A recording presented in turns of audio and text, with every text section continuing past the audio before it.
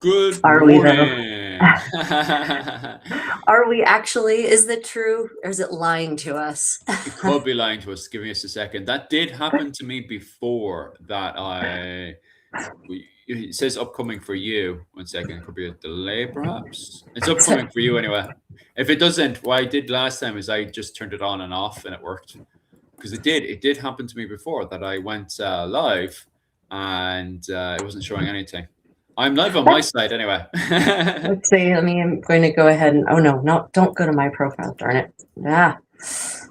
Back, different Oh no, profile. now I'm live on your side as well. Okay, so they're both Oh, live. good. Brilliant. Brilliant. So for some reason, it had to send the signal back to the US and then back here again, I guess. I suppose that does make sense. It does not half the time. Oh I'm my just gonna goodness. check if I'm getting paid. Just give us a second. Sometimes Oh yeah, it on turns that Restream off it turns off. sometimes. Yeah, Yeah, no, you're not wrong. it, You it are not does that like wrong. all the time. Just give us a second, guys. Oh, Kevin, good for you getting threatened by management at work today. Good job, man. What? You're doing right when you piss off the man. Oh, Tea what's with this? Tash, welcome back. It's so lovely to see you again. It's been so long. Hey guys. Jesus. Yeah, I had to walk out of a job. What was it? 2 years ago in Japan, and twice I had to walk out two jobs around here because of people pushing boundaries. Well, bosses and stuff. Thank you for that note, Susan. You might notice I'm not wearing weird earmuffs today because my headset decided it was hungry, and so I'm headset free today. So we're relying only on native sound technology from my phone. So we'll see Yeah. how this goes. Just let us know if our volumes are even. So like Philip isn't significantly quieter or louder than I am, for instance. Yeah. What songs are you listening to? What medieval songs are you listening to? I Oh listen yeah, to medieval songs so as well. Tasha's on my Discord. You can actually, if you go to the Uh, medieval music section on my Discord, you can mm, see the pieces that they've been playing and recording. uh, Because she's been recording and posting there. mm, So yeah, she's been playing some dance tune, 15th century dance tunes, appropriate for ah, today's topic. nice, nice, nice. Bum, bum. And let me see. Yeah, I love playing medieval songs as well. Good crack. What I do as well is I put on songs as well from movies, like the Tudor TV show and Braveheart the movie. I took that on as well half the time. Is that Braveheart, modern folk music at its finest. oh, volume's Yep. good. Well, that's good anyway. Yet another example of how Braveheart is not a medieval movie. What? So is. Do you not see how it opens up? Oh yeah, totally. I feel the medieval rather than oppressive 19th century Victorian poverty. That opening scene. Settings. I'll just check my settings there because that volume thing can be a bloody nightmare at times. Show advanced options. Let me check this one actually, see if this one works. Testing, testing, 1, 2, 3, 1, 2, 2, 1, 2, 3, testing. How's that? I mean, it sounded good on my side to start with, and it still sounds good. So I didn't notice anything different. Nice. Well, I'll just leave it like that and see if it tunes itself into the same audio as Rachel, because they're just saying your one's slightly higher than my one, but they can still hear me perfectly fine. It's just slightly Oh, off. well, you should be able to control that, not under advanced settings. If you go to the little people symbol, Yeah. you Profile, is should it? appear there with me, and you should be able to. Oh, maybe not. I thought maybe you could actually do something. No, you can't. Oh wait, I found the button that guests can control all presentations. Nice. I just clicked it. I don't know what you can see now. I don't know what changed on your side. I just found it. We Nothing. were looking for that button the other day. I don't know. It said to give you more options. I don't know what's going on. Oh, that's good. At least the audio is fixed now. What do you play, Philip? I don't play anything. I used to play the tin whistle when I was in school, And then I used to do other bits and bobs as well, but I don't play any. Wow. Compared to my wife, on the other hand, Jesus, she has the musical ear. My musical ear, non-existent. It does not work. But My wa- you know, my I don't know if it could be more stereotypical for an Asian to play an instrument or three mm, or four. I mean, goodness, it seems to be that it's almost a requirement now to be a citizen in an Eastern Asian country that you have to mm, play at least, you know, two instruments. yeah, Western instruments, of course. Most of my Korean friends couldn't play a traditional Korean instrument to save their lives, but they can play yeah, piano. yeah, yeah. Could literally bitch about that all day, but anyway. No, my wife is quite good. She can literally pick up any musical instrument and just work away. I remember when we used to go to pubs in Ireland, and you know how a lot of pubs in Ireland they just suddenly take out a guitar or something and just start, playing music. And Right. my wife would always get involved. What does Yuki play? Her main instrument. She loves the flute. She always has a flute on her. But her favorite is actually a piano. She loves pianos. Really, really is a huge fan of pianos. She's dying to get a hold of a piano for a while because we've been to a few places already. Anytime there's a hotel or something that has a piano, Yuki's just straight away. "Do, do, do, do, do." But she Well, always has her flute on her. a lot of airports now in Asia have public pianos in various parts of the terminal, and they encourage people to just sit and play. Does she ever do that when you're traveling? Yeah, she does that. That's Yuki. Nice. Even in I don't think we've actually gotten into trouble for this, but you see when we go into historical places, same thing with the piano. Yuki's the first one on it. Do, do, do, do.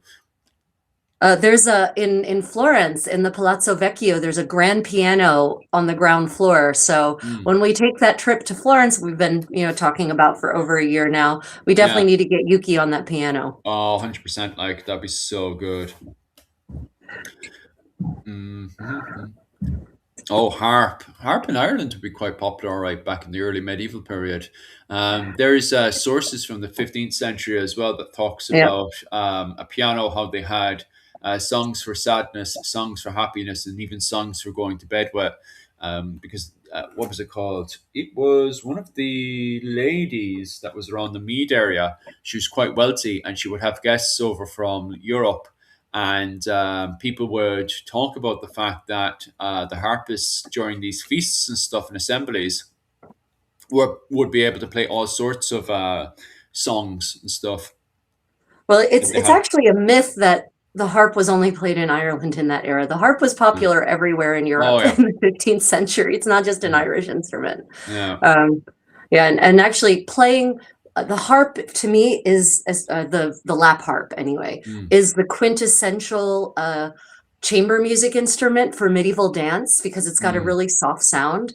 And yeah, so when you read these chronicles about 15th century courtiers retreating to the lords or the ladies' chambers for basically a late night revel, like I can totally imagine a harpist just sitting there next to the fire mm, while these courtiers dance in this seductive, flirtatious manner with this really seductive, flirtatious harp music accompanying them. mm. For sure. Like I played. How do you pronounce that one? Boatswain pipe. I'm assuming that's a medieval instrument for sure. Like, is it I not? don't know about that.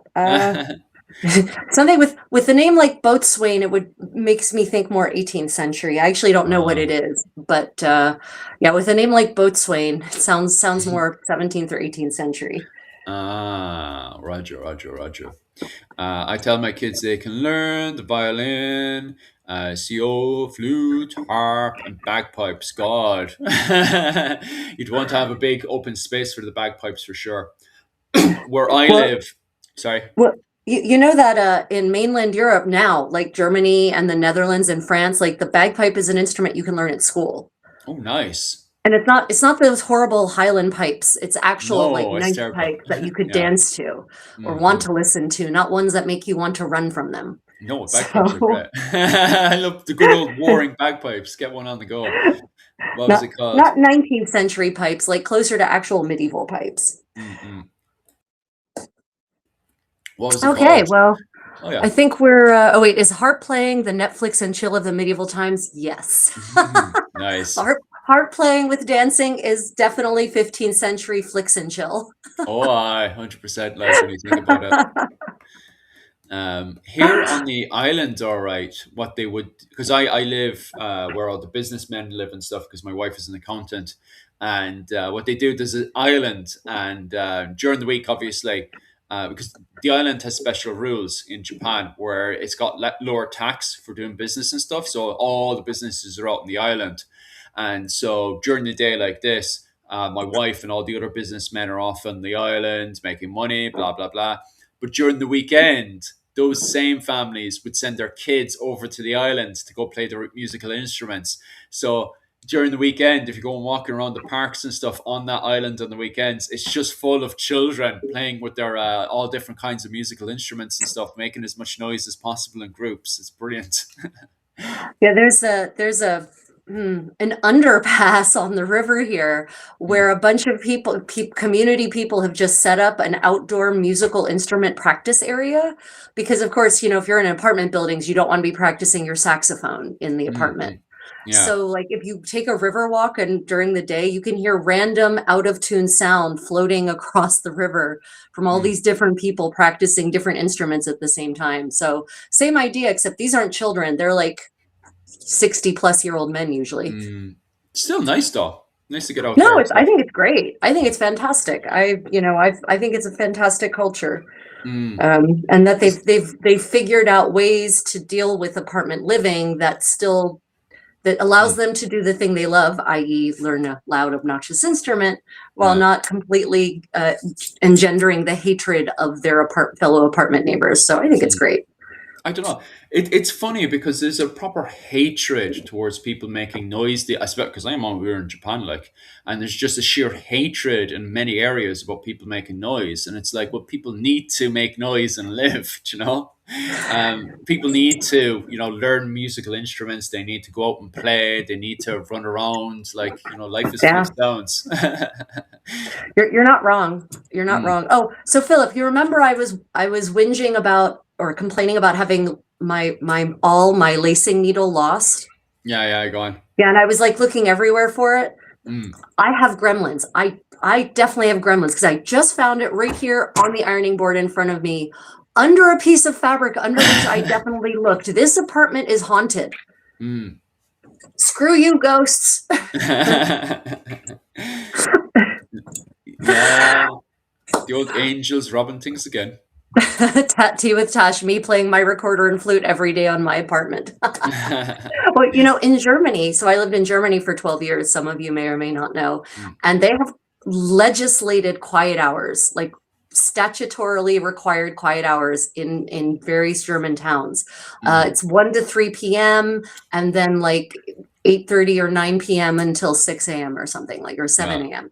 And if you violate those quiet hours, they will call the police on you and you will come and get a fine. Yeah.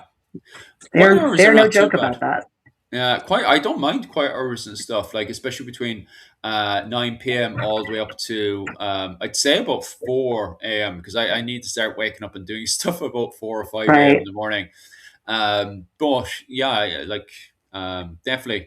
But the park is a good idea. I know other people as well in the comment section are saying about going down to parks and stuff. I think that's a wonderful idea. Like, I think every city should definitely make sure 100% that they have a park on the go so people can make loud noises and stuff. Yep. And it's in Korea, it's basically it's accepted that all the parks are places you can go and be obnoxious. Yeah.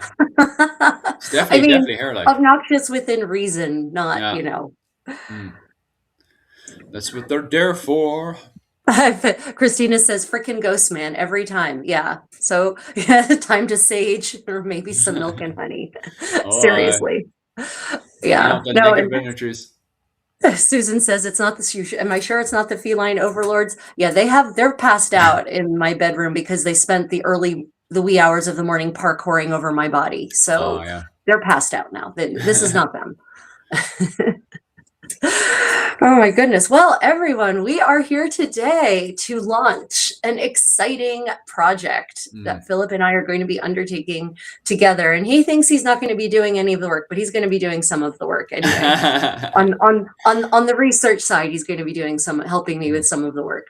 So we're here to talk about Anglo-Irish fashions in the 15th century.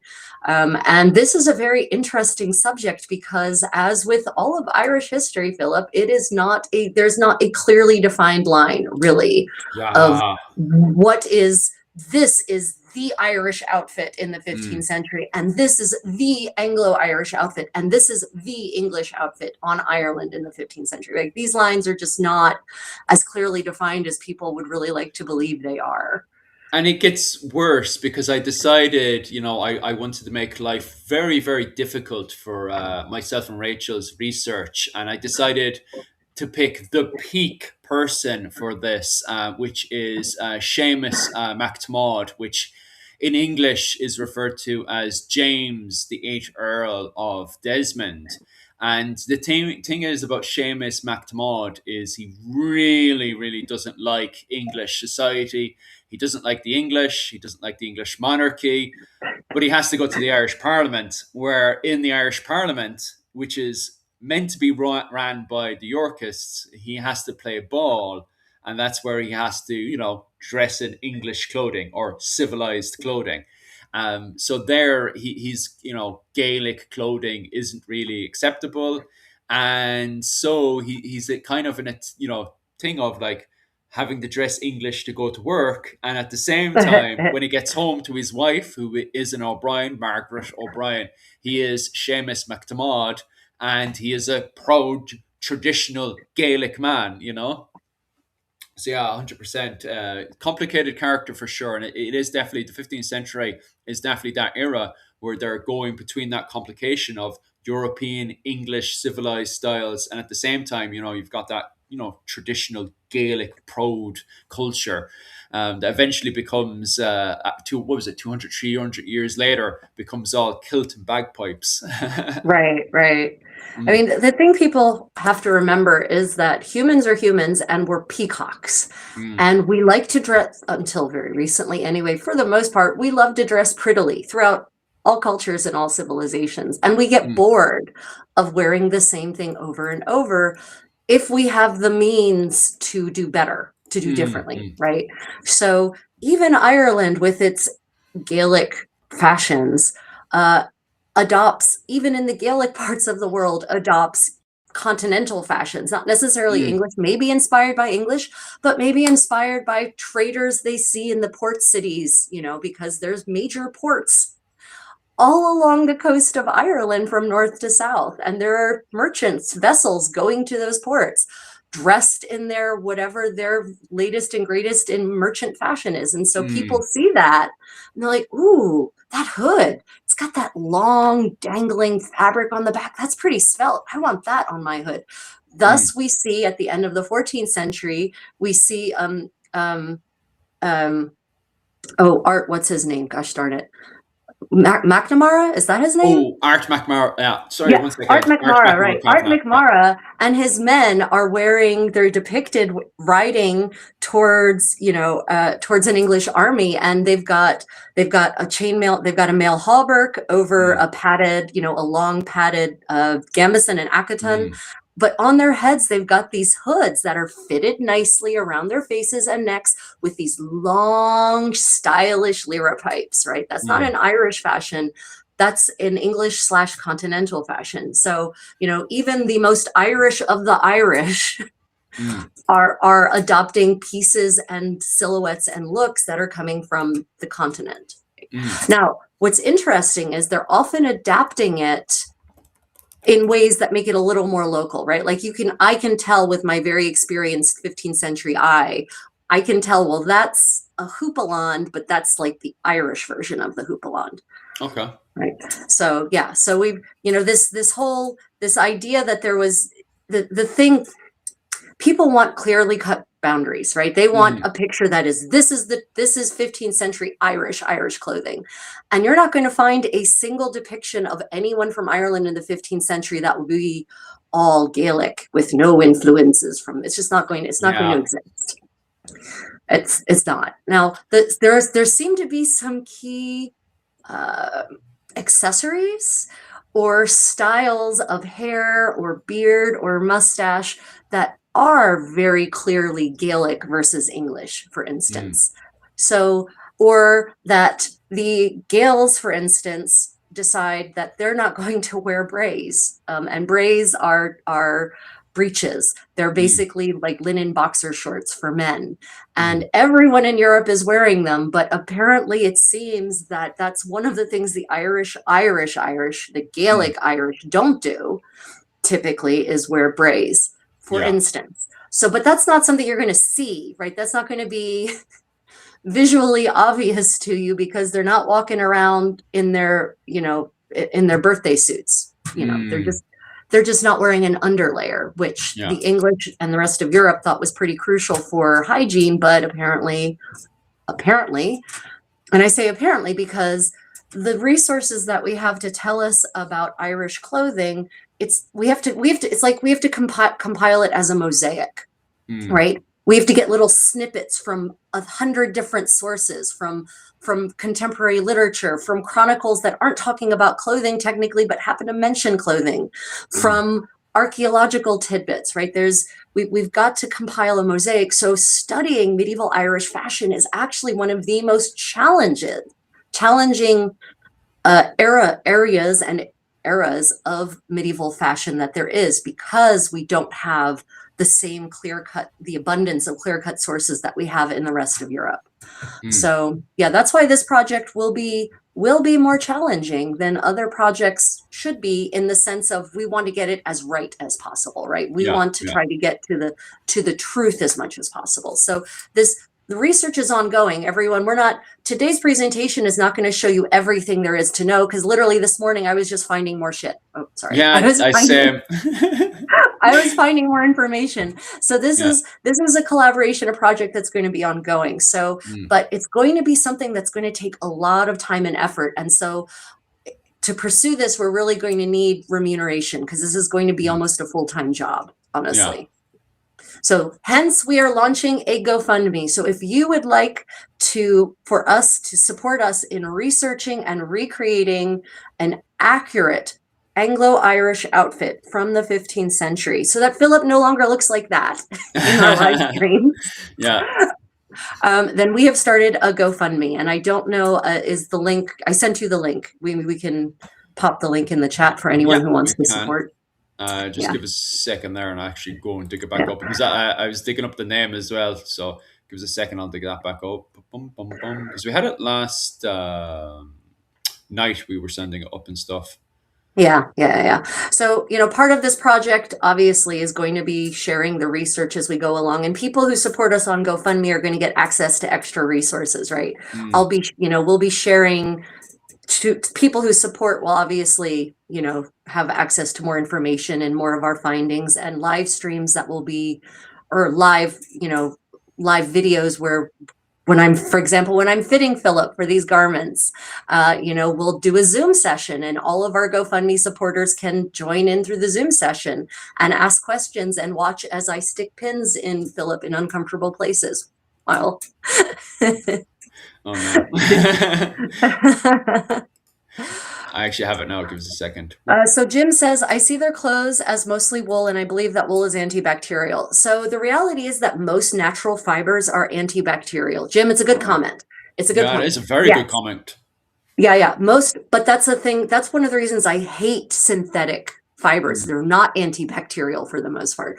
Wool is antibacterial, linen is antibacterial, ramie is antibacterial, hemp is antibacterial, silk is antibacterial, right? They all reject bacteria to a certain point. Now, in Ireland, we know that they were wearing linen generally against their skin and wool over top of it. We actually have proof of linen production in Ireland, and Irish linen was famous for being very fine, a very fine quality product. And Edward IV actually had in his possession an Irish smocka, an Irish smock, an Irish shirt embroidered in gold and silver. Now, we don't know what made it Irish. It could be that it was made of Irish linen, and that's what made it Irish. The shirt could have been completely fashioned in Ireland. It might have been a gift from the Earl of Desmond, for instance. You know, we don't know, but we just know that even Edward IV, King of England in this era, had an Irish smock listed in his inventory, embroidered in gold and silver. So yeah, so linen was worn against the skin. Lena, the word lena comes from the Latin word linum for linen, right? So that's how we know that those were most likely always made of linen, occasionally made of silk, but originally made of linen and wool. And we know that silk was imported heavily into Ireland from the first millennium going forward, because we have relatively a lot, you know, for the first millennium, a lot of tiny scraps, but still real scraps of silk that have survived across the medieval period, going all the way up to the 15th century in Ireland. So yeah, we know that the upper class, that the Irish nobility, for instance, had silk garments. But yeah, for certain, the average person, it was going to be linen and wool, 100%. You know, 100%, yeah. Your bog trotting farmer is not going to be wearing a silk tunic while he's out there harvesting peat. Yeah. I've got the weirdest bug coming up where I can send. If you look at the thing in our comment section there on Restream, you can see that's a huge link. Like, the link is really big, right? And the link is sending on my channel. Weird enough, it's sending onto my channel, but it's not sending onto your channel. Because there's a limit of how much you can write inside there. So I'm encountering the weirdest bug right now. So that I do apologize on Rachel's side, who can't see the link onto your channel. But if you pop over to my channel, you can definitely click onto the link, or you can pop over to GoFundMe. It's just referred to as help recreate a 15th century Irish clothing. You could definitely find it there for sure. See if there's any. Well, so it showed up in my chat. Let me see what happens. Did it? Is it popped up? It did. Okay. I don't know what it'll do, but it did. It did pop up. Yeah, it's. I can see it. Let me see. I can see it in my chat. Okay. Yeah. So everyone on my channel, if you want to click on the link for the GoFundMe, and just let me know if it actually brings you to. Let us know if from my channel it also brings you to the GoFundMe. Shellback Bo says, when in Korea, Eastern medicine may occur. Yep, absolutely. For sure. Yeah. So we are going to talk today about, we're going to show you a bunch of images of fashions that could have been worn by the Gaels, the Gaelic Irish in the 15th century, could have been worn by the Anglo-Irish, could have been worn by the English who were wandering around, right? Yeah. But when as we go through these pictures, I'll definitely be telling you what are the differences between why that's more Irish than, say, French or English. And and we're also going to show you some images of some English kings, some English nobility, so you can see the kinds of fashions that we know the English kings were gifting to certain Irish noblemen in this era. as a way of saying, I mean, a lot of people pointed to say, well, this is Richard III trying to make this Irish earl more English. No, not necessarily. You have to understand that in this era, clothes were a luxury good, and you didn't just give people money. That was kind of crass. Instead, kings and queens all throughout Europe were known to send suits of clothing as gifts to their fellow royal peers, to lower ranking members of their court, right? And Ireland kind of counts as this weird in between place, as being under English dominion, but also not. So, Richard III sending, he sent it to our man, right? Yeah. Seamus, right? He sent it to Seamus. Yeah. Yeah. So Richard III sends this amazing suit of clothes to Seamus, very expensive. And that isn't necessarily him saying, this is how I want you to dress. That's him giving him a shit ton of money, basically, in clothing form. Mm. So I think we need to try to pull back from the automatic knee-jerk reaction of, oh, it's the English king trying to control the poor little Irish nobleman. Yeah. At this point, Richard. You see, the thing is, one of the people that helped Richard III get onto the crown, become king of England at this point, was the Fitzgeralds. But you see, what's happened is there's a sort of political disaster that happened with Richard, where his followers do not like the Fitzgeralds because the Fitzgeralds are very Gaelic at this point. You see, but at the same time, Richard is supported in Ireland by the Fitzgeralds. See, like the Right. Fitzgeralds are holding Ireland together at this point, and they're not declaring war against the Yorkists. That's the main thing. Especially when the Yorkists still have their own rivals inside of England, they need to keep Ireland happy, and they need to keep the Fitzgeralds happy with that. Especially with the Parliament and stuff. Now, this is something I kind of want to play with Rachel. Do you think the reason why he gave him clothing, especially kind of English style clothing, was to kind of charm him into going into the Irish Parliament? Because he seems to be, from what I was reading, especially with O'Brien's literature and stuff, he seems to really not, and it's not just himself, it's also, as Mihal from Clans and Dynasties had pointed out 2 weeks ago, you also have the what's it called? Oh my god, the oh the Brood. It's not the Brood. The Bergs. That's it. The Bergs. You also have the De Bergs, who also do Right. not like going to the Irish Parliament.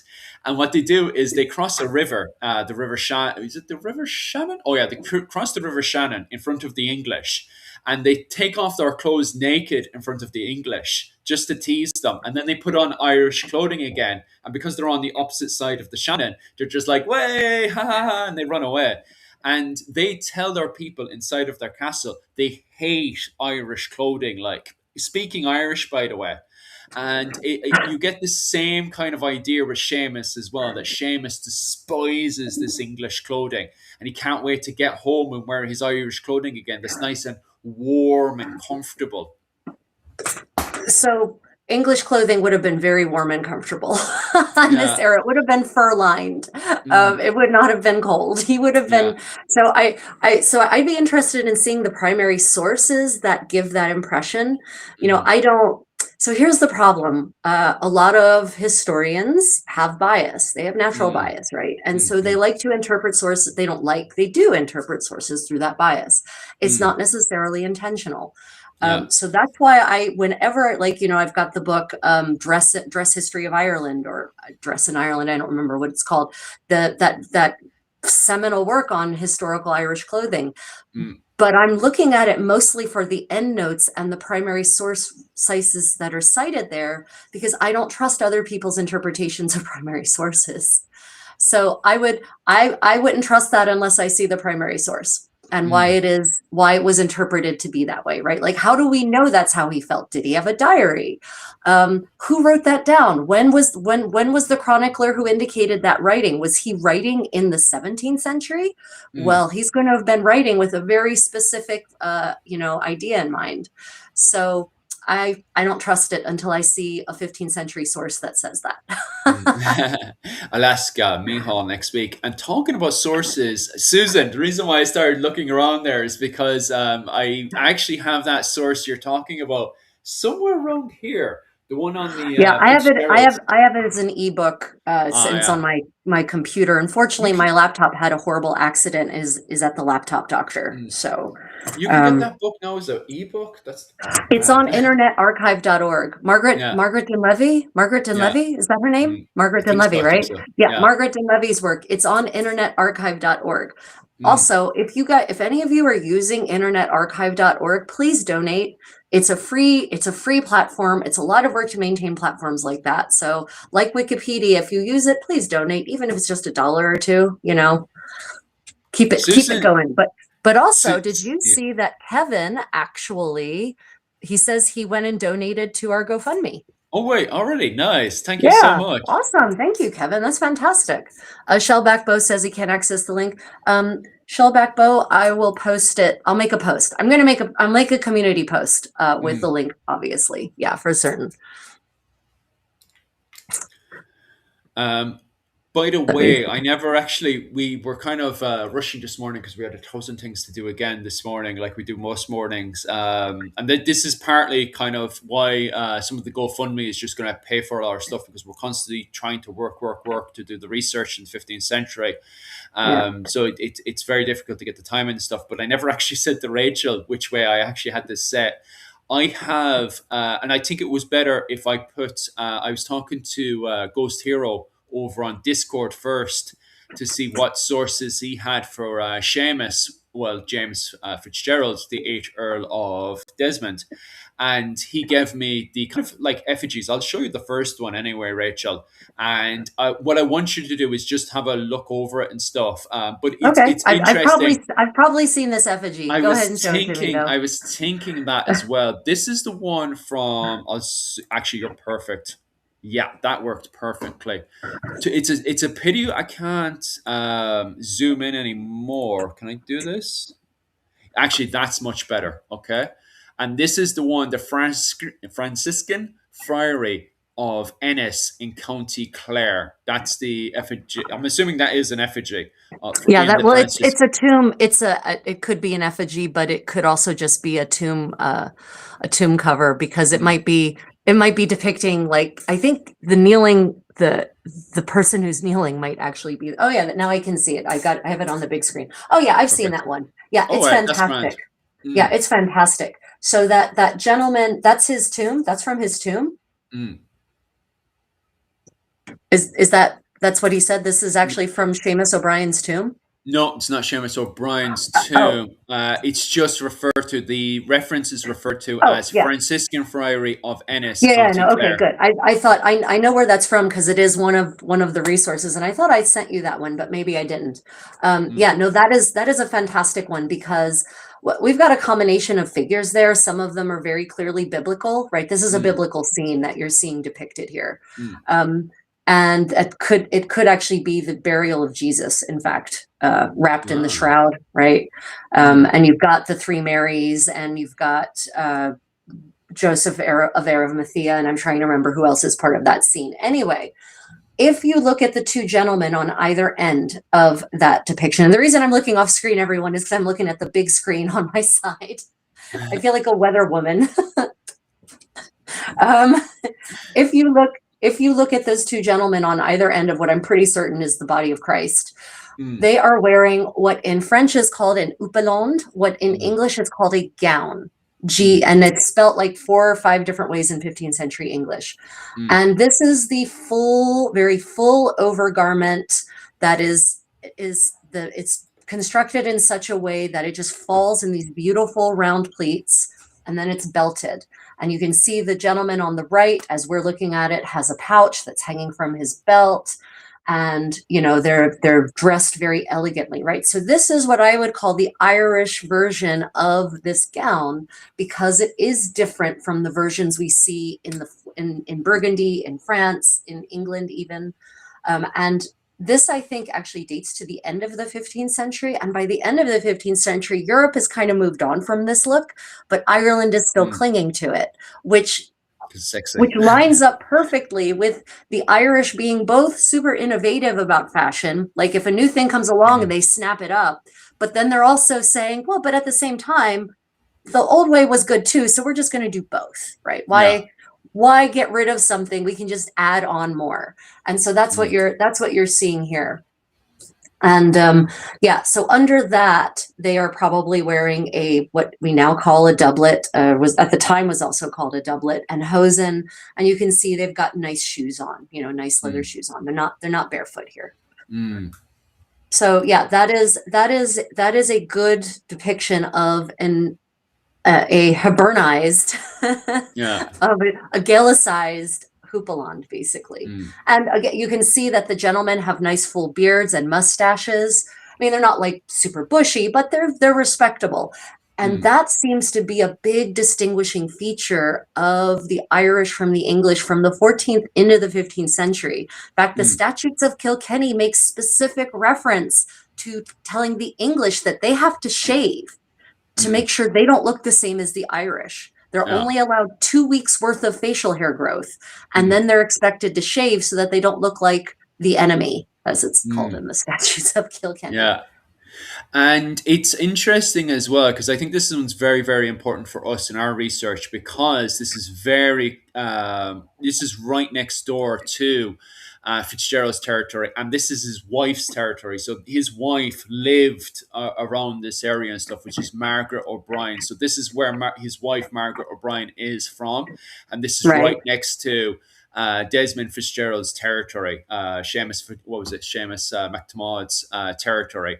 So this whole clothing and stuff definitely influenced him, from my opinion, didn't it?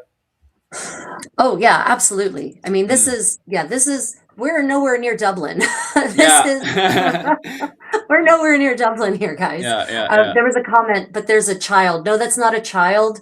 So remember, medieval art doesn't always necessarily intend for people to be represented based on their size, but represented based on their role in the thing. And it could be that person kneeling there is actually the donor, or the person to whom this tomb belongs, right? And so they would be depicted smaller, and you see this a lot in what are they called?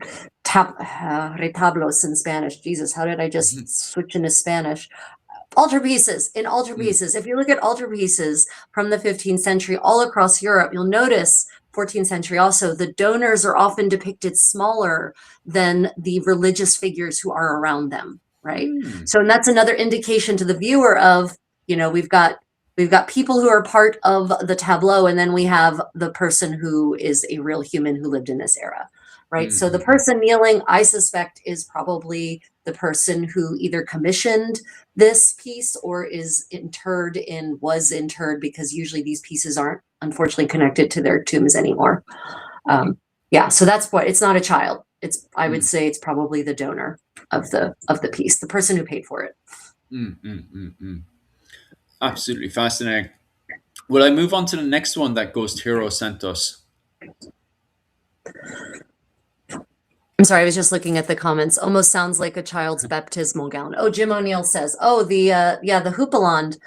Yeah, so I mean, the child's baptismal gown is actually more likely derived from the smock or the linen shirt that people wore under their garments up until the 19th century. Is probably more likely where the baptismal gown comes from. But yeah.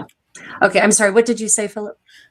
Will I push on to Ghost Hero's the next one he sent us? Yeah, go for it. Go for it. Right. That one's perfect, actually. And that's the one Kilmaine in County Meath. That's the effigy there. Yeah, so those are actually women. I'm pretty certain. I'm looking I'm waiting until it pops up on the big screen, unfortunately, because on my phone it looks like nothing. Yeah. But I'm pretty, if those are the ones I think they are, those are women. But they are wearing, but Irish women in the 15th century, noble women, had adopted this fashion. The women and men both wore the houppelande, the gown. They had their own versions of the gown, right? And interestingly, there are tombs going up until the end of the 16th into the 17th century, Irish noblewomen's tombs that depict them still wearing this 15th century style garment and headdress. Now, what we don't know, I don't think necessarily that means that they were actually still wearing those in daily fashion. I think it had just become sort of the style of effigy that was just being done automatically to depict them. But I don't have evidence for that.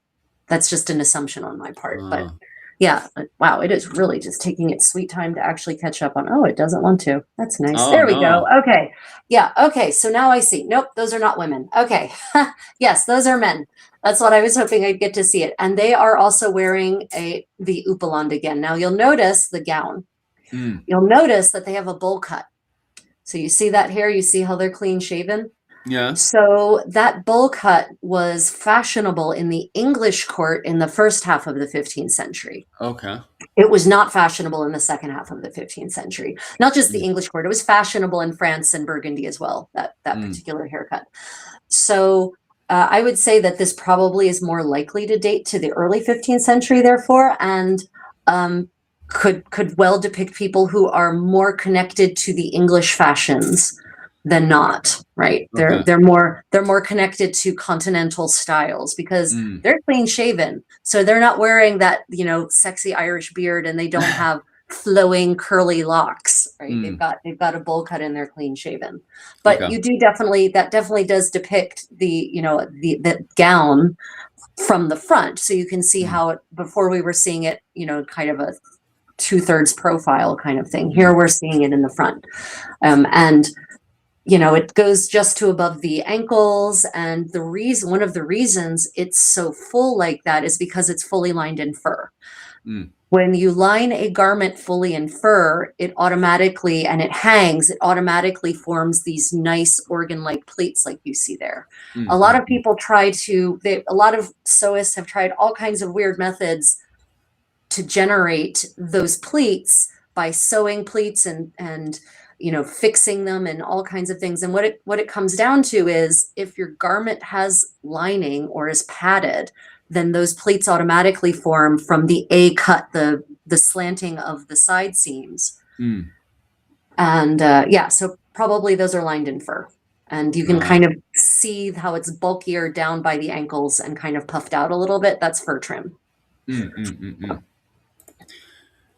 It's absolutely fascinating, isn't it? But it's a good thing that you corrected that one. That's why I absolutely love having a conversation with you, because you've got other people, and I love everyone else. They're really brilliant. But Rachel, you're always the proper details in there. That's why I love bringing you onto the show and stuff, for sure.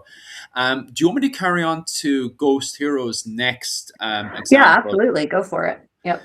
So this is the late 15th century, early 16th century. Ghost Hero has do you know where it's from? This is Dublin Cathedral. So this is in Dublin Cathedral.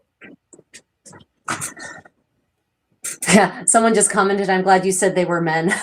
Yeah, they are. Now that I see them as not a 1 inch by 1 inch picture 4 feet away from me. Okay, let's see. Okay, yeah. So this definitely looks early 16th century to me. In terms of like 1500. And you said this is in Dublin Cathedral. This is so continental.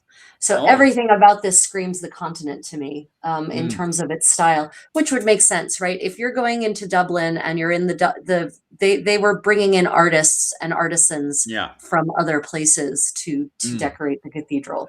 It was called, I think the cathedral in Dublin was called Holy Trinity in the 15th century, but now it's called Christ Church, right? Is that correct? No, Christchurch was always Christchurch, but it's easy to get confused. You have one that's referred to as Christchurch that's in the center of the city, and then just down the road, where they used to actually have fights. They used to both cathedrals used to fight each other. You have Patrick's Cathedral, so it's easy to get confused with the two of them. And worse still, the two of them during the medieval period used to go outside and actually fight each other, from relics to various disputes on the road, and they had different guilds and everything. It was brilliant. You get some of the best history inside there. And I think so I think Christchurch was supported by the Fitzgeralds at one point, and then Patrick's Cathedral at one point was supported by the Butlers. And you get this siege. So the Fitzgeralds go in and they siege it and all this stuff. This hasn't happened yet. We're talking about like 1472. But much later on, around 1490, the Fitzgeralds break into Dublin. They siege Dublin. They capture Dublin. And then it goes down to them literally sieging Patrick's Cathedral, and the Fitzgeralds break in there, and they go down to the very last room, and they have a door, and they're sieging the Butlers. The Butlers are inside this very last room, and the Fitzgeralds have to make an agreement with the Butlers not to kill them if they agree for the Fitzgeralds to become Lord Deputy, right? The Butlers don't believe them, so they have to put a hole into the door, and the Fitzgeralds put their hand through the door, and that's where the Irish saying for "chancing my arm" comes from. Oh, interesting. Okay. So yeah, these we're definitely into the 16th century at this point, based on the way the women are depicted. So this is a holy scene, and as you're getting into the 16th century, it's the way people are depicted in these Holy Family scenes, or the Pietà in this case. are less and less like real people and more like standardized religious figures. So Mm, you can't really use anything you see here necessarily 100% to inform a depiction of what people are actually wearing. mm, There are elements that are certainly things that people were wearing in the early 16th century, and then there are other elements that are not. mm, So yeah, it starts getting really tricky. The trick is if you can find a scene like this and you can find the donors depicted nearby, they will be depicted in real clothing. But unfortunately, like the Virgin Mary, for instance, she could be depicted in nun's clothing, maybe. Like this could actually be the artist because she's supposed to be pious and chaste and all that, right? yeah. According to according to the medieval idea of her life. And Mm, mm, mm. so typically they like to depict her in what would be a cloistered nuns ensemble to indicate that piety and chastity. Mm, mm, So mm. it can be really tricky to use images like this to inform accurate depictions of what people were wearing in daily life. I'm not saying Yeah. we can't know either way until we have a bigger sampling against which to compare it, which unfortunately for Ireland we don't have a very Mm. large sampling. Thank you, Oliver Cromwell. Thank you, stupid fires in the 20s, right? Oh, stop. Stupid rebellions leading to freedom or whatever. And I wouldn't mind. It's the same cathedral you're looking at now, where the Tudors were getting relics and smashing and breaking them during the Reformation. They got St. Yeah, Patrick's crozier and brought it outside, and they broke it. They snapped it in two, and that one is supposed to have been dated to the 5th century. The crozier they broke broke it. during that period. Yeah. The Reformation was such an unholy, hellish time. It really was terrible. Ugh. Oh, I hate it so much. I read that. I read only this year actually that during the Reformation, during that cathedral we're looking at now, that they broke that crozier just outside the gates of it for the whole public to see that this is the Reformation. It is here now. Disgusting. Yeah, right. Yeah. So Jim O'Neill, I don't know when you asked this question, but I'll clarify. Yes, this is the Pietà, right? This is Mary holding the defunct body of her son, right? And Mm, after he's been taken down from the cross. So yeah, that's why I said it's tricky to use this as a depiction. I mean, they don't even depict crucifixion accurately. How can we possibly trust the depictions of the clothing? I mean, really. mm. And another thing as well, if you guys don't mind as well, could you please give us an old like there? Yeah. Myself and Rachel, we're kind of edging at that thing now of trying to break into the algorithm right now because we're both on like 20-ish right now, we're like 17, 15-ish. Just give us an old like there and it should be able to push us up to the hundreds and stuff. Sometimes we like literally, the moment we jump onto the algorithm, we just go flying off. So please, if you don't mind, just give Yeah. us own like, just to give the old stream an old push, if you don't mind. Thumbs up, double if you're on a mobile device, just double tap your screen and that will automatically thumbs up it. Yep. Yep. Thank you so much for that. So anything else you'd like to add on to Yeah, that so one, Rachel? if you look at the woman in the back right, the back right, there's two women actually on the Yeah. far right. I'm pretty certain one of them is supposed to be Mary Magdalene because of her hair. The one in the front, rather, is supposed to be Mary Magdalene, right? The reformed prostitute, which at this point was canon, even though that's not correct. That isn't who Mary Magdalene was. Yeah. But still, that's how she tends to be depicted. And the woman behind her is wearing a gown that is very typical Tudor / Flemish style. Even in Spain, they were wearing gowns like this too. And she's wearing on her head, she's wearing this turban-like thing. And that turban-like thing was introduced into European art in this last quarter of the 15th century because there were a large number of Romani immigrants who were fleeing the Turks, actually the Ottoman Turks, and they arrived into Europe and their women wore this style of turban. And so all the artists associated that style of turban with Eastern fashions, with the kind of clothes that they thought people in the Middle East were wearing. And so they started dressing their religious figures whose lives are centered in the Middle East in that style of turban. So that style of turban was actually, in fact, worn, but not by fashionable European aristocrats, but rather specifically by Romani noble women or Romani women, whether noble or not. Right. Mm. So that's another of these artist conventions that arose, and yet another example of how you can't trust art from the Middle Ages to tell you how people regularly dressed. Right. And everyone wants to remake that headdress. And I'm like, okay, are you doing a depiction of a Romani woman from the 15th century or the 16th century? If you're not, then don't make it. No. Right.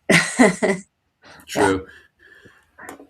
Okay, all set. We'll push on to the next one. Thank you, Kevin. Appreciate that. Oh, Kevin's so good. He's watching both streams at the same time, like a champ. You guys are absolutely saints. There's a good few of them as well. Oh, thank you, Shellback Bo. You are awesome. Your dedication to us is really, I'm blushing a little bit. Yeah. Okay, we can move on to the next thing. Okay, so the next few ones, both for yourself and Ghost sent me this one as well. Yeah. So it was the two of you. One second, I'll bump over to Ghost's thing. It was the fewer sources have an upper class Anglo-Irish. Where was this one from? Oh yeah, this is the Limerick. So that's another the Limerick one. Yeah. So, it's one of these,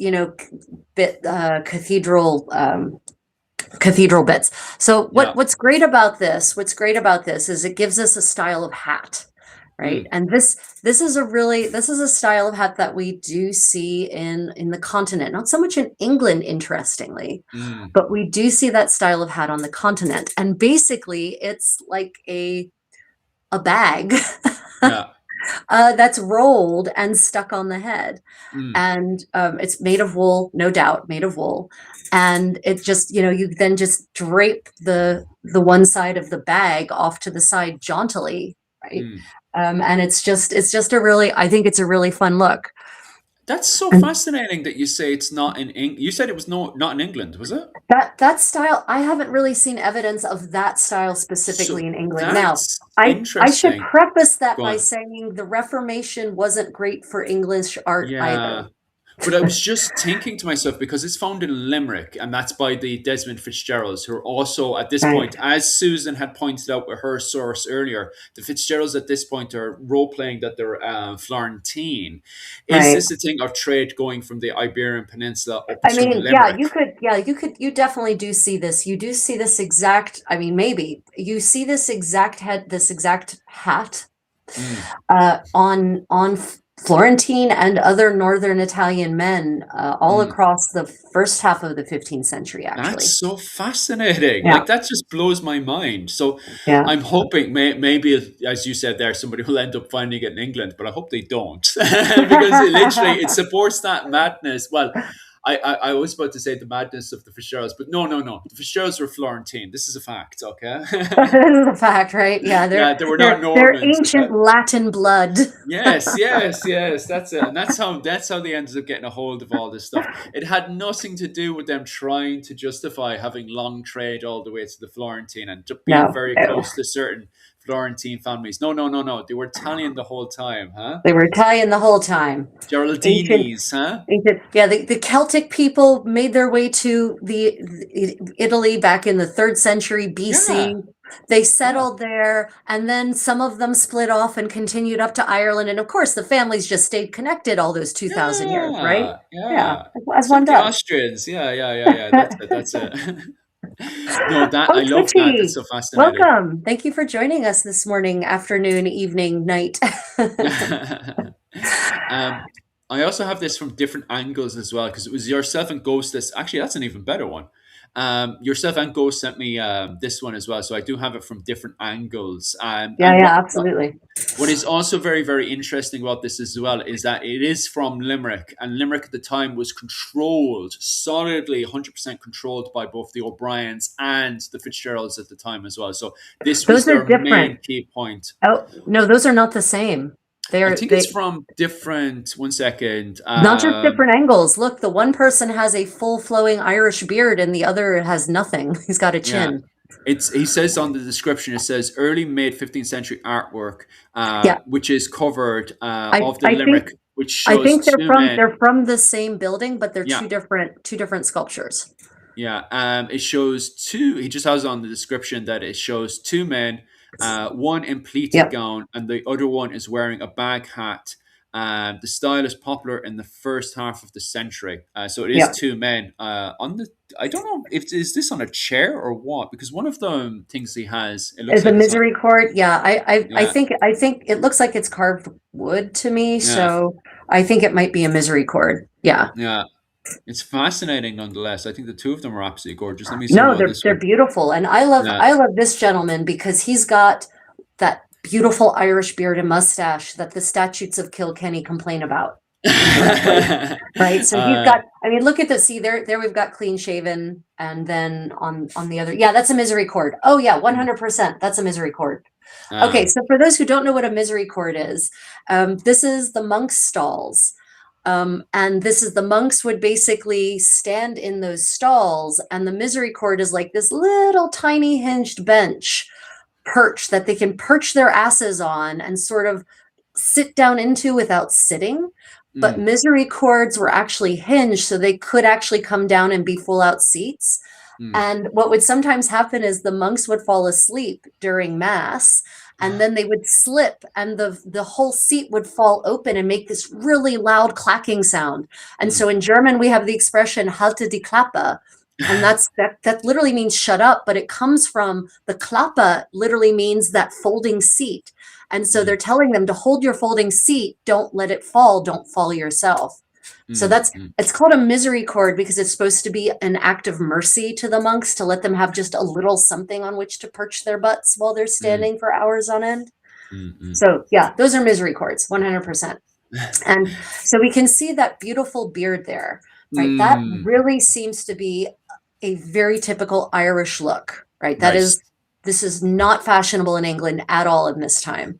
And it's Mm, mentioned the statutes of Kilkenny date to the 1360s, but even yeah. still, they mention, as I said earlier, that the English men in the Pale need to be shaving themselves every 2 weeks at least so that they can be distinguished from the Irish. And so I really think that one of the things about Irish dress, Mm. Gaelic fashions, is this beautiful flowing beard and mustache. I mean, look at those curls, man. I've got beard envy and I don't even want a beard.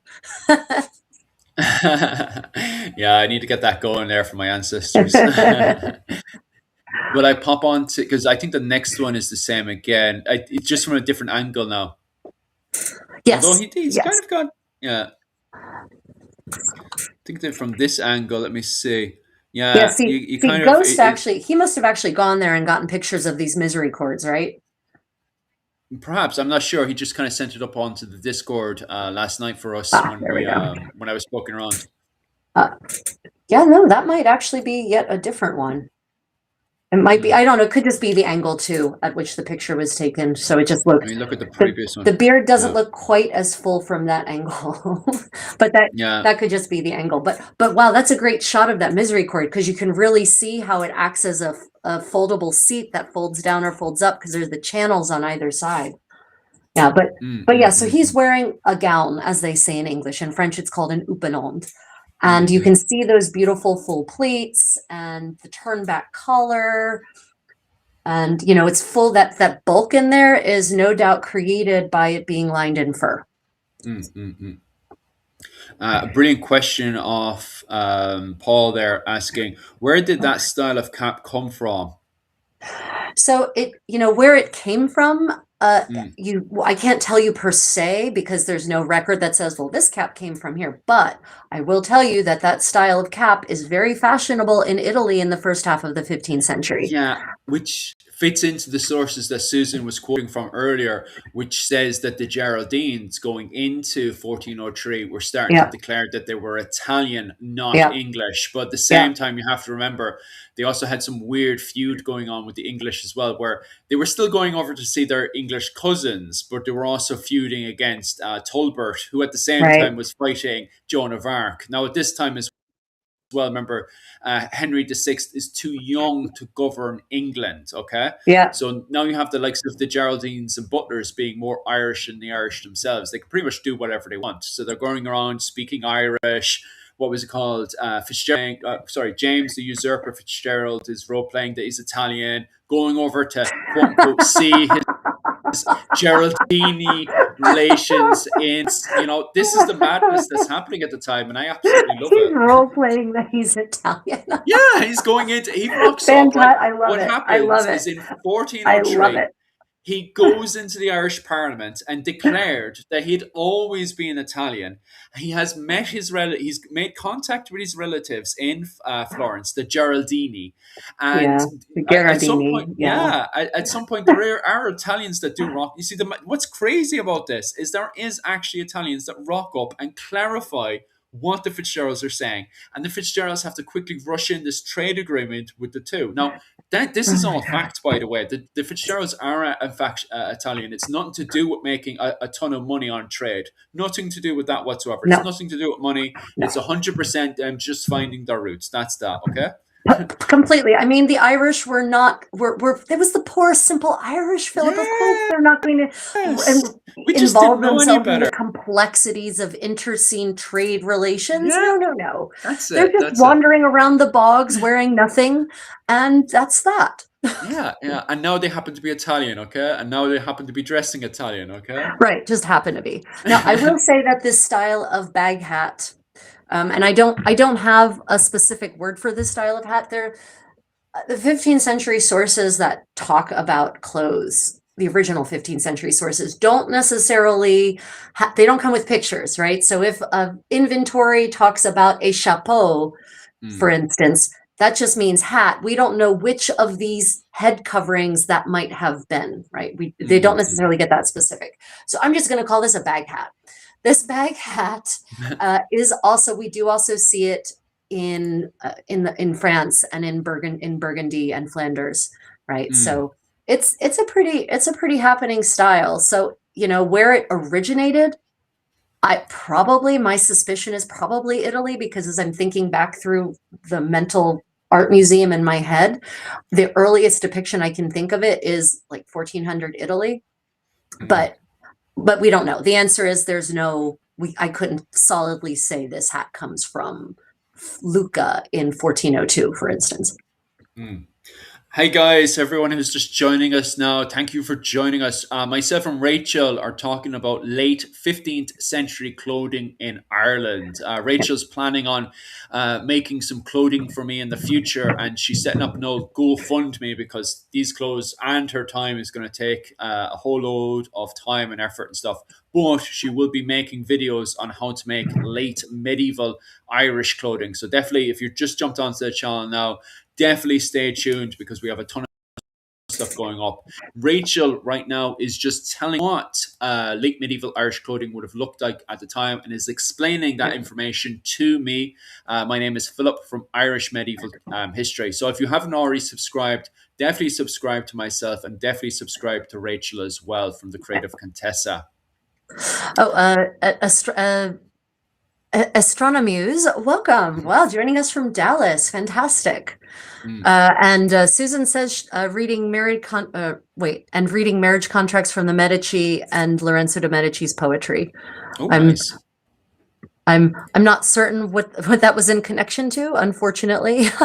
I'm assuming that's back to the Fitzgeralds. Could you please, if that's the Fitzgeralds, definitely elaborate on that one.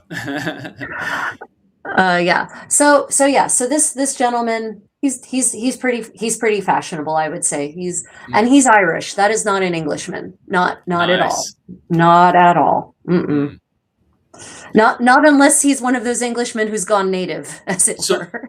This is quite exciting because this is the period of Seamus MacTiarmid, Fitzgerald, the Earl of Desmond. So there is a good chance that he probably looked like this, or it could be actually him, like.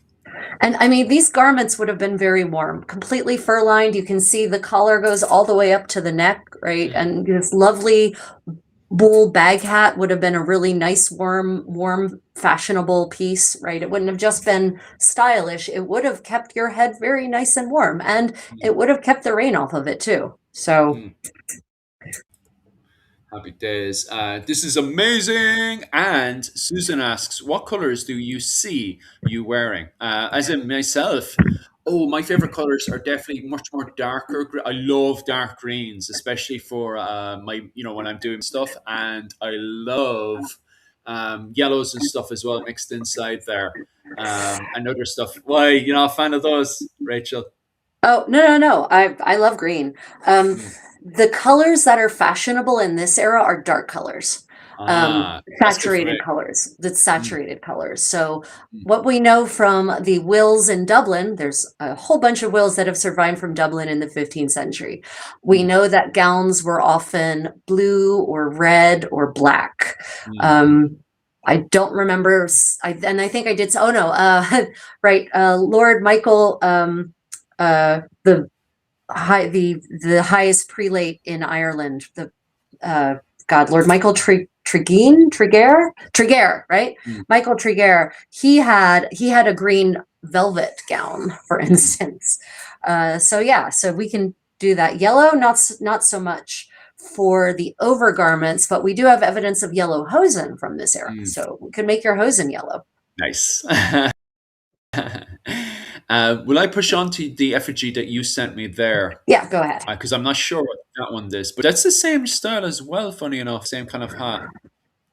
Yeah, so Is that's it another actually? example. That's another, and that's not an effigy. That's like a capital from a church that was ruined by Oh, probably Oliver Cromwell. I'm going to go with possibly Henry mm, VIII, but it could go either way. But again, it's another example of potential headwear that we could have for you. This one is mm, a little more conservative in its cut. It's not quite as voluminous as the bag hat that we saw before, but it's the same idea that it's a bag of fabric that you roll up and stick on your head, right? So, mm, but mm, this gentleman, you'll notice, unless it was cut away, but I don't think it was, he does not have a beard. He has no beard. He has no mustache. mm. All civilized, is it? Yeah. Not quite as fashionable as our last gentleman, shall we say. Susan is asking as well. Is that the? I'm assuming, Susan, you're asking if that's the Archbishop of Armagh.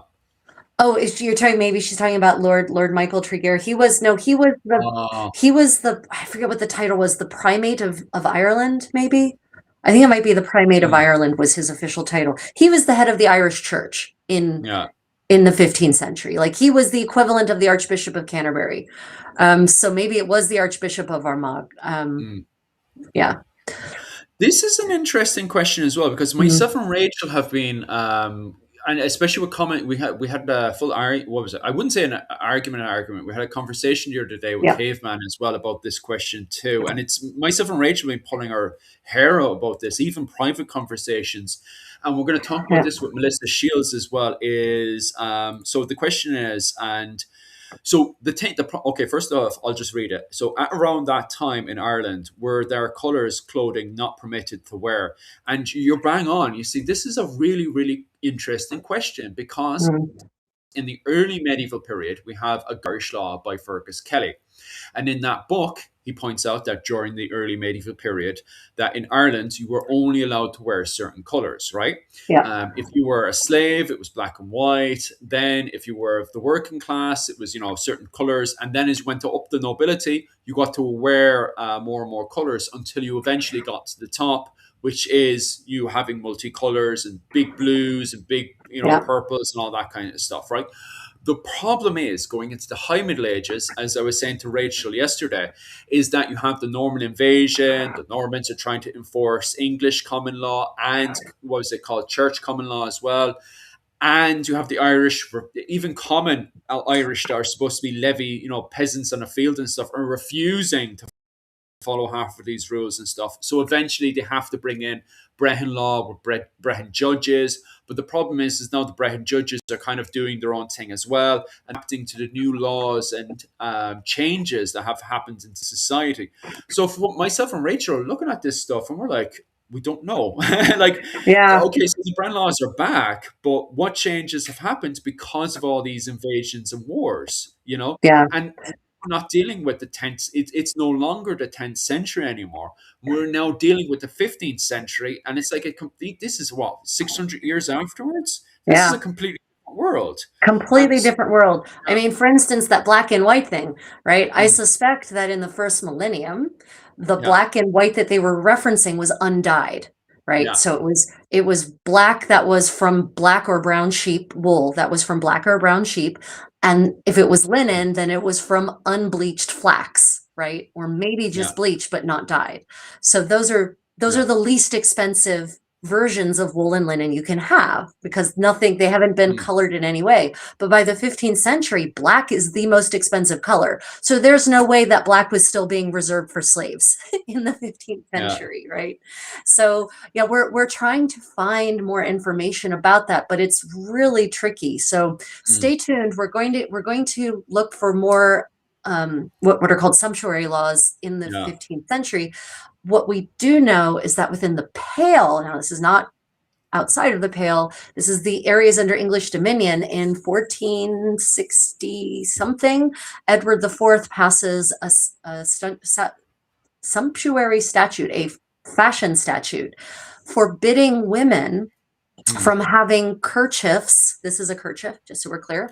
Kerchiefs and smocks. This is a smock that are dyed saffron yellow.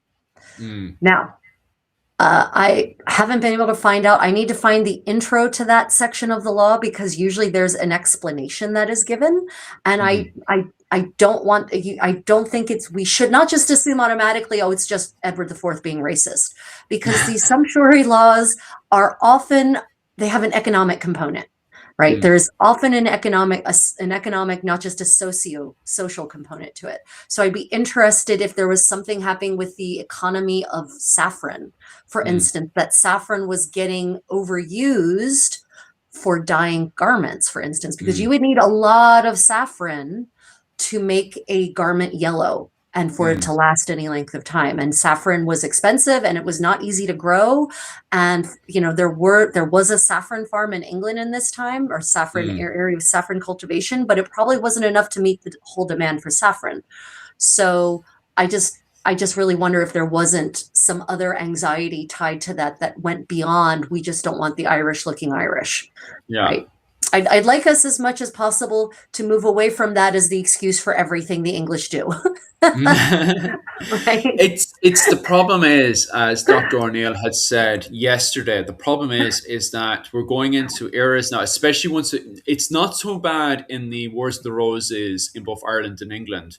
The problem really starts going into the Tudor period when the Tudors start to romanticize the Romans a bit too much.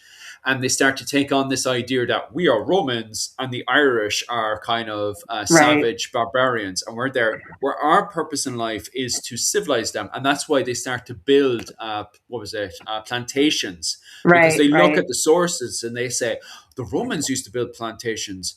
We'll build plantations. And that's kind of their behavior inside of Ireland, which is completely detrimental. It's so absolutely 100%.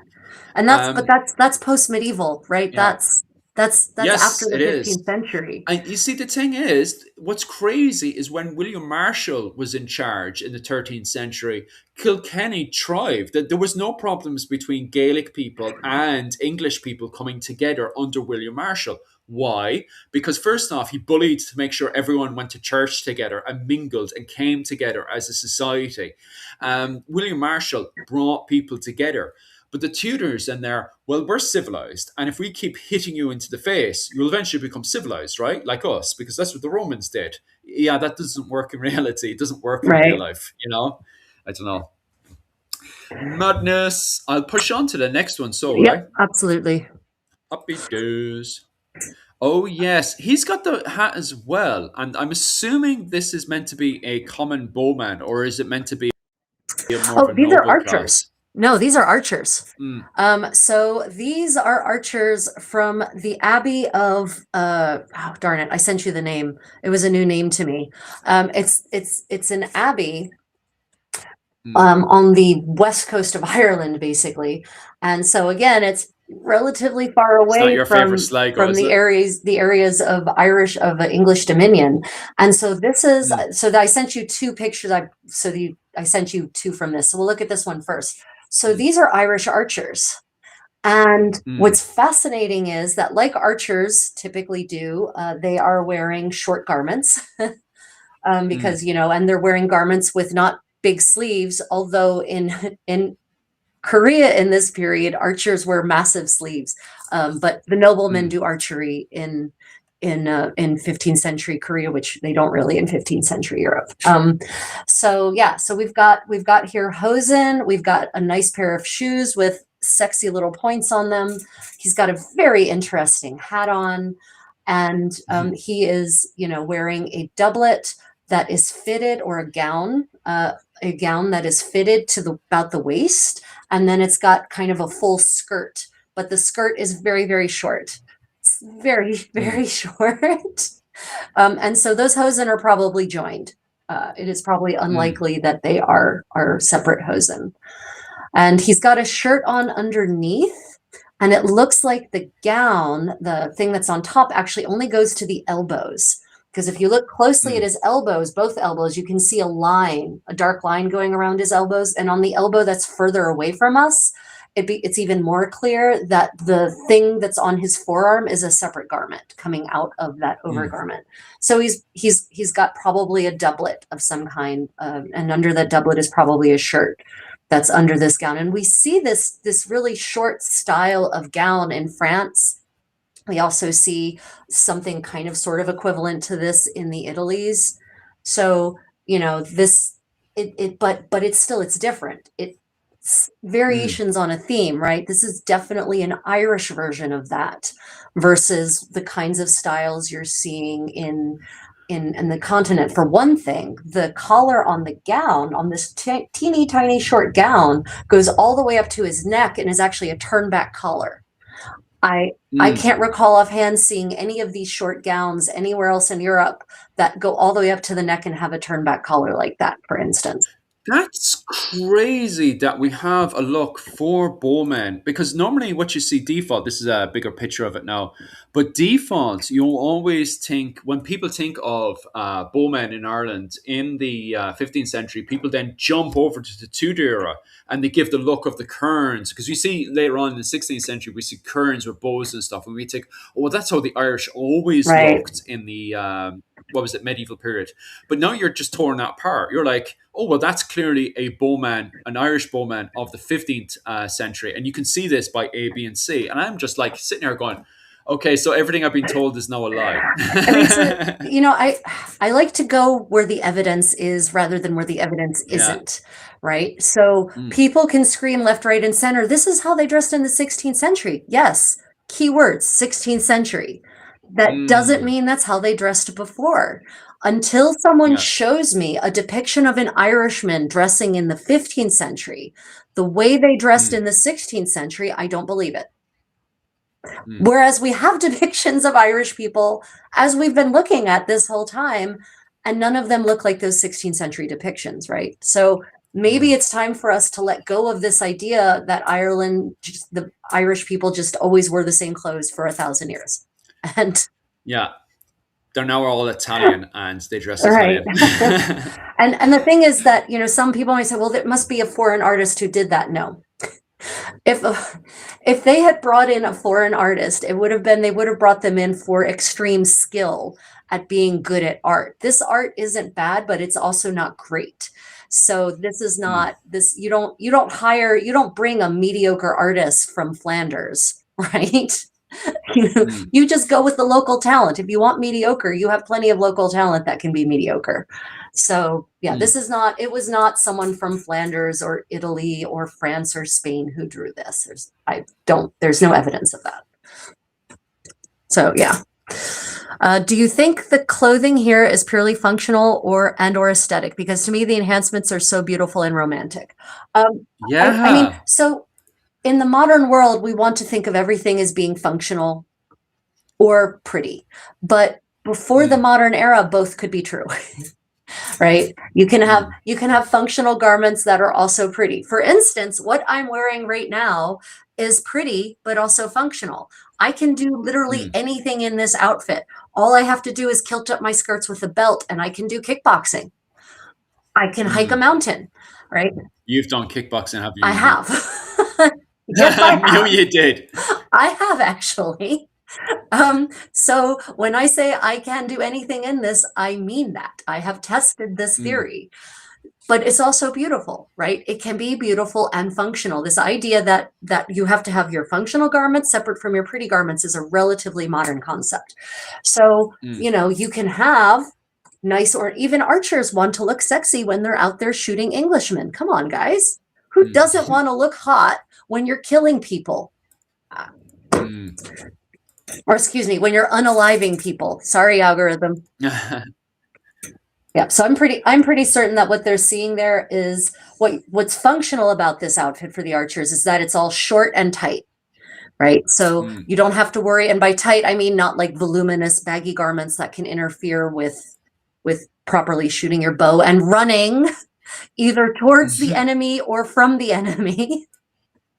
Or climbing up a castle wall, or climbing over someone's other kinds of fences, right? So it's the shortness is functional. That little skirt, the fullness of the skirt, that's ornamental. It doesn't have to be that way. Okay. Can you do parkour? Now you guys are pushing it. Guys running, hanging off the building and everything now. I can do some forms of parkour in this. The skirts will start getting in the way if I try to do somersaults. I'll move on to the boys. Your favorite place in Sligo now, shall I? Oh yes, please. After you just blew our Let minds. us go to my favorite place. It's actually where my mother's from. Well, my mother's side of the family, Sligo. Right. Okay. So this is the Ballymote Bible, and this is an Irish Bible. These were not English illuminators. I want to make that very clear. So this is a depiction of Irish nobility in about 1400. This is Noah's Ark. But Noah in medieval mythos, Noah's family were basically royalty, right? They were nobility, because God wouldn't have chosen lowly peasants, obviously, to save humanity. He would have only chosen nobility. So this is depicting actually a royal family. You can tell that because they've actually put crowns on them in some cases. Nice. And what we've got here, so this is 1400, so it's kind of at the other end of the century, but I still think it's important. It's a really excellent depiction of stylish Irish noblemen in 1400. They've got on what is basically called a coat, or a coat hardy in French. It's just called a coat in this era. In English, they're still using the French word cote. You have the women in these layered goffered veils, where basically it's just this long strip of very finely woven linen with a frilly edge, and then they just fold them over and over and over and drape them over their heads, and then they fold in this beautiful way around and frame their faces with these beautiful frills, right? Again, we've got, some of the very Irish things here. Look at those curls. Look at those sexy curls. All the men have sexy curls. They've got, the king has that really sexy, length hair that's just past the ears, long enough to curl handsomely. Nice full beard and mustache. The young man, maybe young man based on height, but not too young because he's got a beard, has all those beautiful curls on top of his head, right? So those are the very Irish elements of this, that they have this style of hair and these beards, because again, in other places in Europe, clean shaven or a very sort of fine goatee kind of thing is what's in fashion now elsewhere. But here we've got all these fantastic beards and mustaches and the long hair, which is again referenced directly in the statutes of Kilkenny. Yes. So, and we've got children, and Noah's wife and an older daughter, or his son's wife. I think that might be his son's wife. Yeah. So we've got an idea of how the Irish nobility were dressing in this era. On the top, what we don't necessarily know is what is underneath, and it is in about this era that nobleman from Catalonia, Ramon de Perellos, pays a visit to St. Patrick's Purgatory. He goes on pilgrimage, right? And he reports about, he writes a travel vlog, which is fantastic. Yeah. And his travel vlog talks about visiting King O'Neill. He calls him King O'Neill. Yeah, he calls it, that's how he calls it. It's this Iberian idea of hierarchy and rank structure. And, he goes to the court of King O'Neill, he says. And he talks about how everyone is dressed there in this very exotic, to him, exotic fashion. Yeah. And he talks about how they're all naked, except then he talks about these garments they are wearing. So I think in his mind, what made them naked was that they weren't wearing all the layers that he would wear, as Mm. you know, he's wearing hosen and brays and an undershirt and a doublet and a coat, right? But the way it sounds like the king and his men were probably not wearing brays, and the women may have been just wearing a smock and one and the kirtle rather Mm. than all the layers. And we see that here, right? They're not wearing any, the ladies aren't apparently wearing any things over top of their fitted gowns. And the kings aren't either, right? They're just wearing just these fitted coats. So Mm. yeah, either way, this is a excellent depiction of, another way of showing how connected Ireland was to the mainland, because this style, and also how a little bit out of date they were, because this style, this silhouette, had more or less gone out of fashion by 1400 Mm. in mainland Europe and in England, but it was still being worn in Ireland. And then we also have the Moy gown. If you go to Yeah. if you go to the Moy gown, that is an extant dress that was found. Oh no, not okay. So that's for the men. Yeah, we'll go there. Okay, so that's for the men. Yeah. So this outfit, this is from Sligo, right? So Mm. this outfit is a bog find, Mm. and there's a debate about the dating of this, whether it dates to the 14th or 15th century or whether it dates to the 17th century. Apparently, no one thought or can afford to do carbon dating on it, No. right? But you'll see just how very similar that garment is to the Ballymote Bible that we just looked at. Mm. And then if you go to the picture of the Irish Just- bard. Oh, I'm jumping around the place like there's no tomorrow. This is the gown you were talking about, wasn't it? No. That's Ooh, a is it Greenland the- gown. Oh wait, no, maybe it is is. it Yes, this that one? is. Sorry. Yes, that This is. one. That is the Moy gown. Yep. Yeah. So okay. we'll go there. So that's called the Moy gown. Mm. It was found in a bog in Moy, and that is it having been conserved. So you can see where the original pieces were versus the pieces that they filled in. But that gown looks very much like that Ballymote Bible, right? Like Mm. very, very similar to what the women and even the men are wearing in the Ballymote Bible. And they I don't recall if they found this with I think they did find it with a body, which is why they think it's a woman's garment. Mm. Because otherwise you can't really know whether it's a woman's or a man's garment, because the extant one only goes as low as you see it. And we know that men were wearing garments that length in this era, as you can see in the Ballymote Bible illustration. So, yeah, the nice thing about this garment is that it will give us, for our project, Philip, ideas, very specific ideas about tailoring techniques in 15th century Ireland. Yeah. The kinds of seams they use, the kinds of stitches they use, finishes they use, how buttons were made in 15th century Ireland, how buttonholes were made. So we'll be able to use that Moy gown as a reference point for extracting actual Irish sewing techniques. So that's very exciting. Oh, big time. And even more so, right? And you've been drilling this into everyone's heads for a while, and not just in medieval Europe as well, is the fact that also in Ireland, you're not dealing with insulated places here.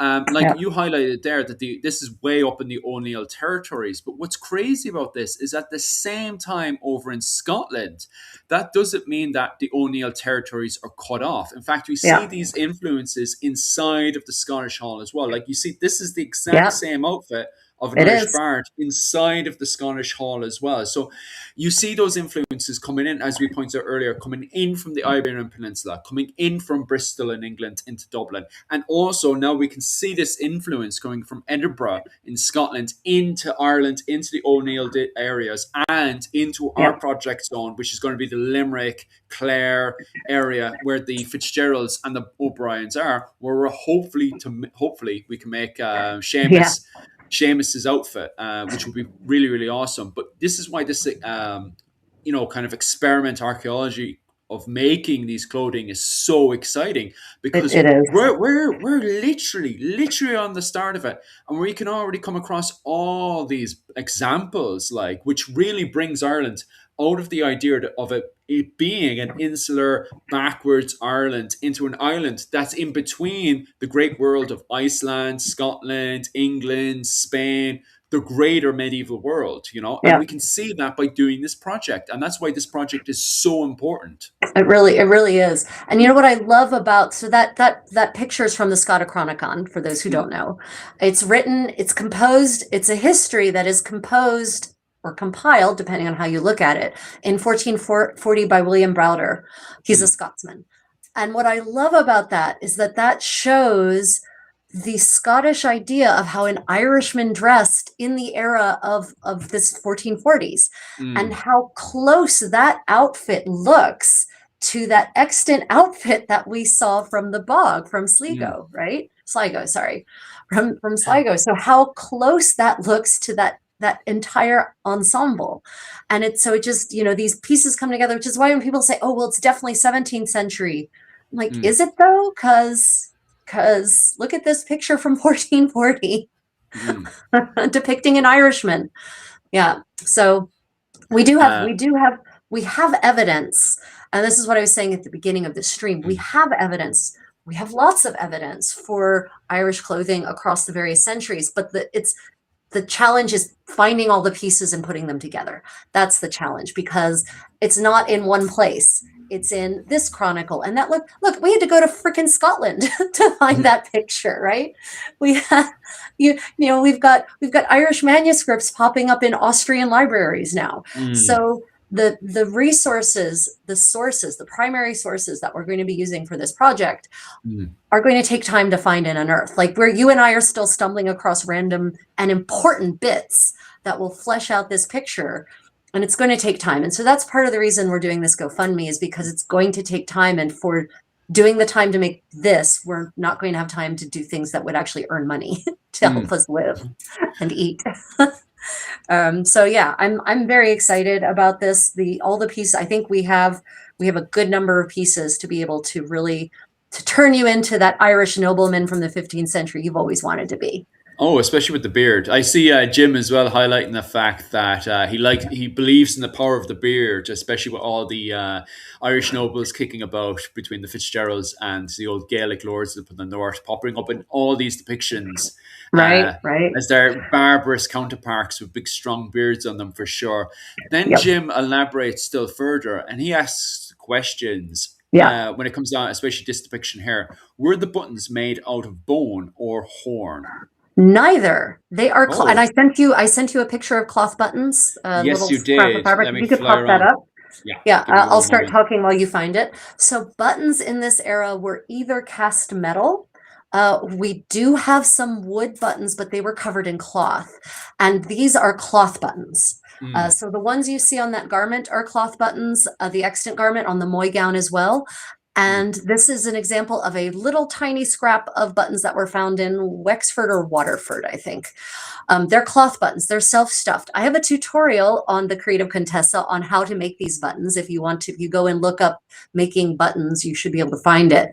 It's simple. It's super simple. You cut out a circle of cloth, and you take thread and you just run a running stitch all the way around, about 1/4 of an inch to 1/2 inch in from the edge of your circle.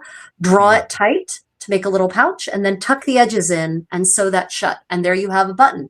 And the nice thing about buttons like that is that it allows you to use almost every last bit of fabric that is left over from cutting out a garment. So all those little scraps, you turn them into buttons. So to the medieval mind of we waste not, want not, cloth, self-stuffed cloth buttons were the ultimate answer. I just, Kevin, I'm just going to type that in there because I actually don't know of that source. Maybe Rachel, you've seen that source before. Oh, let me see. What did I miss? Have you seen Weckerlin print of the procession at Stuttgart 1670? I have.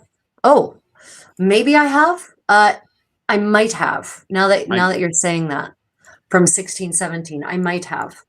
It's sort of frustrating that many of the depictions we have of the Irish well, from the 16th and 17th century come from foreign sources, which makes them suspect. Mm.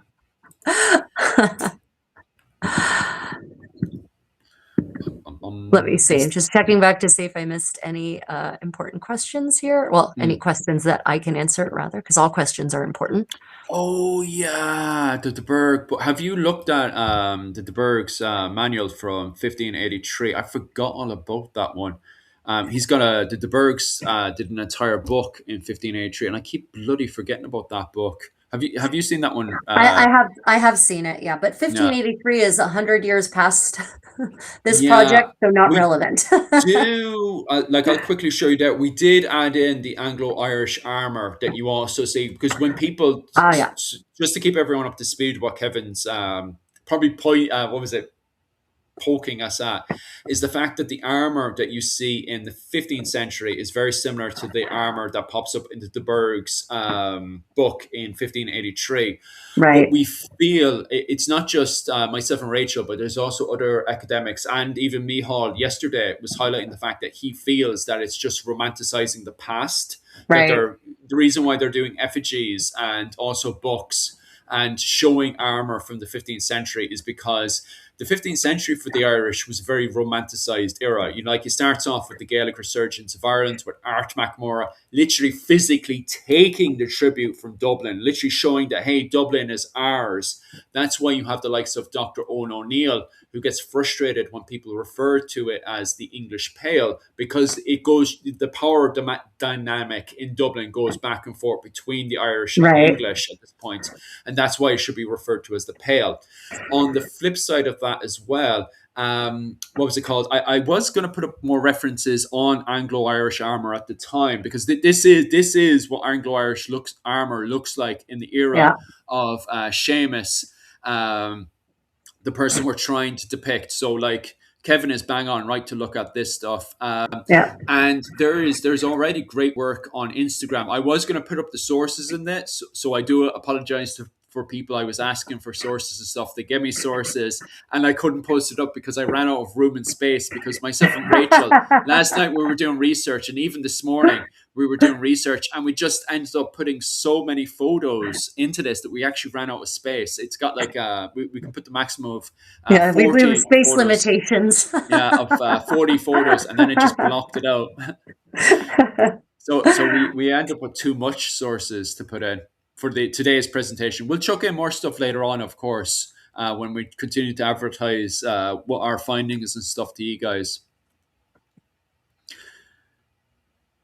You okay, Yeah, Rachel? so that effigy is I think that's Margaret Fitzgerald, one of the Margaret Fitzgeralds. Anyway, if I'm that might be the effigy. So the problem is these effigies all start looking the same, so it can be really hard to date them. It's worn down enough that, and the Gothic writing script on the side might make it the one I'm thinking of that is actually from the 1440s. So yeah, the knight, he's depicted in armor because, you know, that's the only way you can depict a knight when he dies, apparently. But the lady is depicted in clothing, and she is wearing the Irish version of the upalond. But you can tell that she is wearing a gown over top of a kirtle, because if you look at her hem, you see the two separate hems there. So the kirtle is actually a little longer than the gown, which is different and interesting. You can see the sexy little points of her pointed shoes peeking out there at the pillow at her feet. And she's got the gown is fur lined, or at least where it might not be fur. It could be the trim around her collar could be velvet. Actually, that could be a velvet collar. It's hard to tell when it's stone in this style.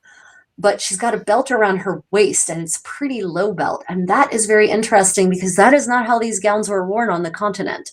When they were still full like this, with all of these natural folds, these pleats that form, they were wearing the collars, the belts were actually higher and really, really wide.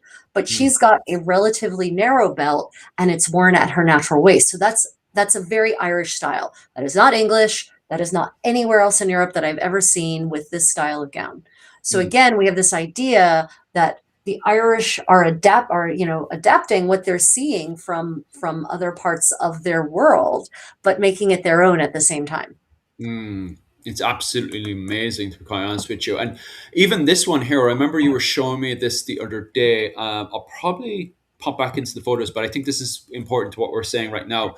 You were Mm. saying this was an Yeah. Icelandic influence. That's Denmark. So that one is Denmark. from Denmark. Okay. So that, and I just, so I included this because, we talk about Irish clothing being conservative while also being innovative. And so this is actually a completely extant ensemble that was found in Denmark in a bog. Mm, I like for bog countries to feel connected. And so Ireland with all of its bog bodies should definitely feel connected to Denmark with all of its bog bodies. mm, So this was a man who was found, Boxton Man in Boxton. He's called the Boxton Man. They mm. don't know who he was. They have some ideas, maybe, but nothing more than apocryphal. And all the wool garments in which he was murdered. They're pretty certain. And Ah, his body was put in the bog, the way that happens in Ireland too. mm, And so all of the woolen garments survived almost perfectly in mm. the anaerobic muck of the bog, but the linen deteriorated because linen doesn't do well in mud. So we don't know anything about his linen undergarments, but we know everything about his wool garments. Look, you would never know that those garments were made in the 14th century, but they are. So when we're looking, if we want to make the tunic that we see people depicted in Ireland, and there's a column, a gentleman in a column wearing a tunic gown thing that's belted and has full skirts. That's how you achieve those full skirts, Mm, by basically taking two rectangles of wool, making slits on the sides and in the front and the back, or maybe just putting not slits on the sides, slits in the front and the back, and inserting triangular gores in front, back, and sides. mm, And that's what will create that full skirt with the minimum fabric waste. And then, when you put it on, it just sort of falls into these nice folds from your waist down. mm, mm. So, if we were looking to make something like that, we could absolutely use this garment as a model for that, because it's not this style of construction didn't change very much over the centuries. So It yeah, if did we, the depending on hood. what we settle on to make for you, this could Mm. be also a model for how to assemble like an overgarment, for instance. Nice, nice. It sounds interesting as well because it reminds me of this effigy of the hood as well, and I'm assuming Yeah. this is the one that's also dated to the 15th century as well. Yep. Yep, that one were pretty certain dates to the 15th century. And Mm, that is a very fitted hood cloak. And unfortunately, you can see the lower half is gone. So we mm, don't know how long that cloak may or may not have been. In the mid 14th century, those cloaks, in the mid to second half of the 14th century, those cloaks were getting shorter, like mid thigh. mm. But we don't know. This is Ireland. Ireland likes to take Yeah. continental fashions and make them their own. But at Mm, least we know that it's a full cloak and it's got a fitted hood. I mean, look how very tightly fitted that hood is. He mm. doesn't have a beard, he doesn't have a mustache. Could be an indication that it's not an Irishman, or could be an Irishman who's wearing more English styles. We don't know. Has There's to go to Parliament. right. We don't know. We don't know. Yeah, yeah.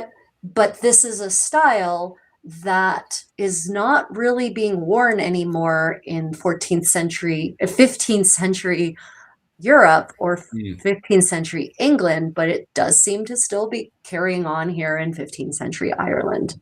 I love these hoods, so I'm not going to complain. And it reminds Yeah. me of this one you sent me last night as well. Yeah, so that's the one I was talking about, where if we wanted to make that, we Mm, could use the Boxton Man tunic as a model for how to make it. mm, Because you see how it's fitted-ish in the body. It's not like tight, but it's not baggy in the body. And mm, then the skirts are very clearly full because of the way that the artist, the sculptor, has lovingly carved the folds, right? mm, So you can achieve that for a working class gentleman with that geometric construction, with those triangular gores inserted in the skirt area. mm, And of course, then you have that nice hood. Again, it's tightly fitted.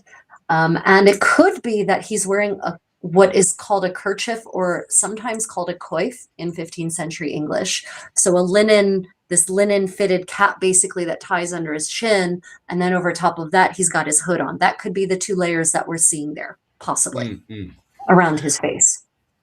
Now, Sexy. I suspect this gentleman, he's not a king. I don't think he's even a nobleman. I think he's probably of the middling sort, as we would say, Just because going for an old walk. this, yeah, this is like from probably a capital on a Mm, column in a church and or an abbey, and the sculptors really like to include everyone in their work. So mm, the big statues were reserved for the kings and the queens, the nobility, the biblical figures, but they could get away basically with putting anything, and I do mean anything, even the most obscene things, into these little nooks and crannies.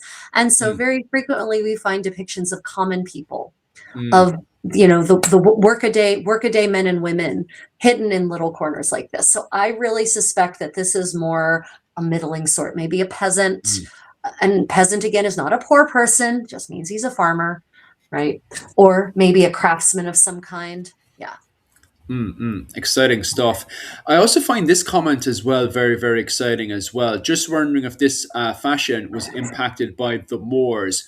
That's also very exciting as well because we do have a lot of sources in the 15th and 16th century that highlights trade going into the Iberian Peninsula and North Africa, and further still, we also have skirmish fighting happening between the pirates, between the Berber pirates and the Moorish pirates against Gaelic pirates as well. So that interaction is happening in the 15th and 16th century. And it's always funny because somebody in the comment section will be like, but Africa doesn't exist. And I'm like, well, it kind of does. So Wait. Okay. So the question was in reference to which of the garments? I'm assuming I don't have to go back Just into. I'm wondering just if going this to. fashion was but in Spain, remember that by the 15th century, Spain is almost not Moorish anymore. There's only one tiny little corner left of Yeah. Moorish Spain, and that is Granada, and Mm, that's about to go away by 1492. mm, So. Not necessarily so much the Moors, but I've said this to Philip before. I'm pretty certain that the big sleeves of the mm. lena that we start seeing in the 16th century were influenced by Spain. Yeah. And it's not just that as well. It looks like weaponry wise as well. There was a few other Irish military historians as well. Thinks the Targe shield. The Mm, reason why that comes back into Ireland and stuff could be from an Iberian Peninsula influence.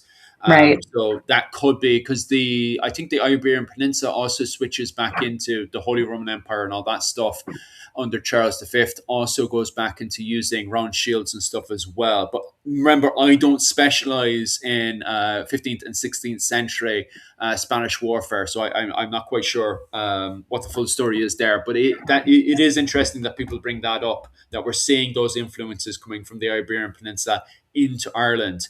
But is it possible for Moorish and Berbers to be trading and stuff at this point and influences there? I perhaps maybe there's an influence there just because there's still trading happening in North Africa, and we still have both whereas a Berber and Moorish pirates going into Ireland to fight with the likes of Grace O'Malley and stuff. And that, I know that's much more later on, but it's the same thing in the 15th century where with the push of the Ottoman Empire, you have those Berber and Moorish pirates coming into the Irish area, from my understanding and reading so far. But the garments they're wearing at this point, so in that part of the Islamic world, basically by the Mm, 15th and 16th century, it's kaftans. So if we okay. were seeing Irishmen in kaftans now, I would say yes, but we're Okay. not. So I don't think so. I really Okay. don't. Not Yeah. no. I don't see the visual evidence for that because the Ottomans, I was just in Istanbul, for those who don't know. I was at Topkapi Palace, and they have a whole section of Topkapi Palace that is extant 15th, 16th, 17th and 18th century Ottoman garments, and Mm, it's all kaftans, all mm, kaftans all the mm, mm. time. For sure. So yeah. Wayne, why are you so late? You were meant to be here yesterday. Myself and Mihal were looking for you yesterday, Wayne, because the Australian Irish were acting absolutely mental yesterday. And we were like, where's Wayne? Where's Wayne to put these people back on their leash again? It came to a stage, I think a few of them got banned because they were just saying mad stuff. It's funny, don't get me wrong. It was funny, Wayne, but they were getting banned for being too mental in the live stream yesterday. And Mihal was about to join them as well. You're looking for the bearded effigies. We actually, myself and Rachel, just finished talking about that. You'd have to go back to the very beginning of the live stream, Wayne. But there's your bearded man there, Wayne, in Limerick, by the way, Yeah, Wayne. So look you'll at find that. this one over in Oh, Limerick. so sexy. Mm. Ugh. Myself and Wayne, myself and Rachel are looking to put together and recreate Seamus's outfit. So we've set up a GoFundMe. I'll put it back into the link there so you can find it when. So you know where to put all your money. Oh, so Trump is Agent Orange has a comment. Granada fell in the 1490s, 1492 to be precise. For those who don't know, I also lived in Granada and studied at the University of Granada for a while. So it was my home base for a while. And then he says, I'm wondering if before that time the Moors influenced the headpieces. I have no idea. No. So here's why the Moors, what little was left, because Granada was a tiny kingdom at the very south of Spain by that point. It was not terribly influential anymore. And the reason that it would be unlikely that Christians in the 15th century would have been imitating the Moors is because the Moors were Muslim. Right. And that is not a line they wanted to cross. It's the same reason why noble women in 15th and 16th century Europe were not wearing turbans of the style that you see in certain artwork. And I don't mean they weren't wearing turbans, specifically the Romani turbans, because those were turbans worn by a class of people that they looked down on. Right. So no, I really don't think that outside of the Iberian Peninsula, the Moorish, and by the time Granada is conquered in 1492, the beautiful confluence of Jewish and Muslim and Christian cultures on the Iberian Peninsula, that beautiful fantasy was done. It was no longer. So the Spaniards were working really hard by the 15th century to look more European and Christian, and trying to move away from the sort of merging of styles and cultures that had preceded that. Yeah. How do I pronounce my name? O'Herda is how I pronounce it. O'Herda. There is different pronunciations for my surname in Ireland, but I'm from the Limerick branch of the Hazes. So in my area, on the Gaelic side, it's referred to as O'Herda. And then let's say, as we've been talking about all day today, when we have to go into the Irish Parliament. So in the Irish Parliament, I'd be referred to as Philip Hayes. But then when I go into Limerick's, the Gaelic side of it, I'll be O'Herda. So it's O'Herda in the Limerick side of things by my pronunciation. There is different pronunciations depending on where you are in Ireland and stuff like everything else. But where I'm from in Limerick, my family's from Limerick originally. I'm actually from Mallow. But regardless, I'd be referred to as O'Herda. And then if I had to go into the Irish Parliament, as we were talking about today, how people had to shave to go into Irish Parliament and put on more English clothing for Irish Parliament. Yeah. What was it called? We refer to as Hayes in the Irish Parliament. Sorry, Irish Parliament. So we've got a question. Is this the same time that the influence of Spain landed in Ireland and created the Black Irish? Yes, it is. Bang on. You hit the nail on the head there. Yeah, Black Irish is like a big, massive umbrella term at the time for people with darker skin. So as you can see there, I don't know why this annoys so many people so much, because a lot of common people now have this kind of black and white view of the world. But the Irish, if you haven't noticed, my skin naturally is milky white. Okay, so this gets really, really funny. So my skin is naturally milky white. Okay. People who are darker skin were just in around the 15th and 16th century were just hammered. You are Black Irish, which is funny because we also have another word as well for African people, which is Far Goram, which is blue people. If you were to directly translate it, it would be blue people. So we're both branding, Iberian, what's it called? As you were saying there, Moorish and Berber pirates because sometimes what would happen is obviously poor women would be taken by Berber and Moorish pirates. and so they would have children that were of mixed. And this could be also a case of trading as well, because you also would have Moorish and Berber pirates that would go into Limerick and trade with locals and stuff, and they would have children with the locals. You also have poor women that were taken by force by pirates as well. So you have traders who were, mixing around with women, and also you would have had pirates that were doing horrible things to women. And so they would have children, and they refer to the children as the Black Irish.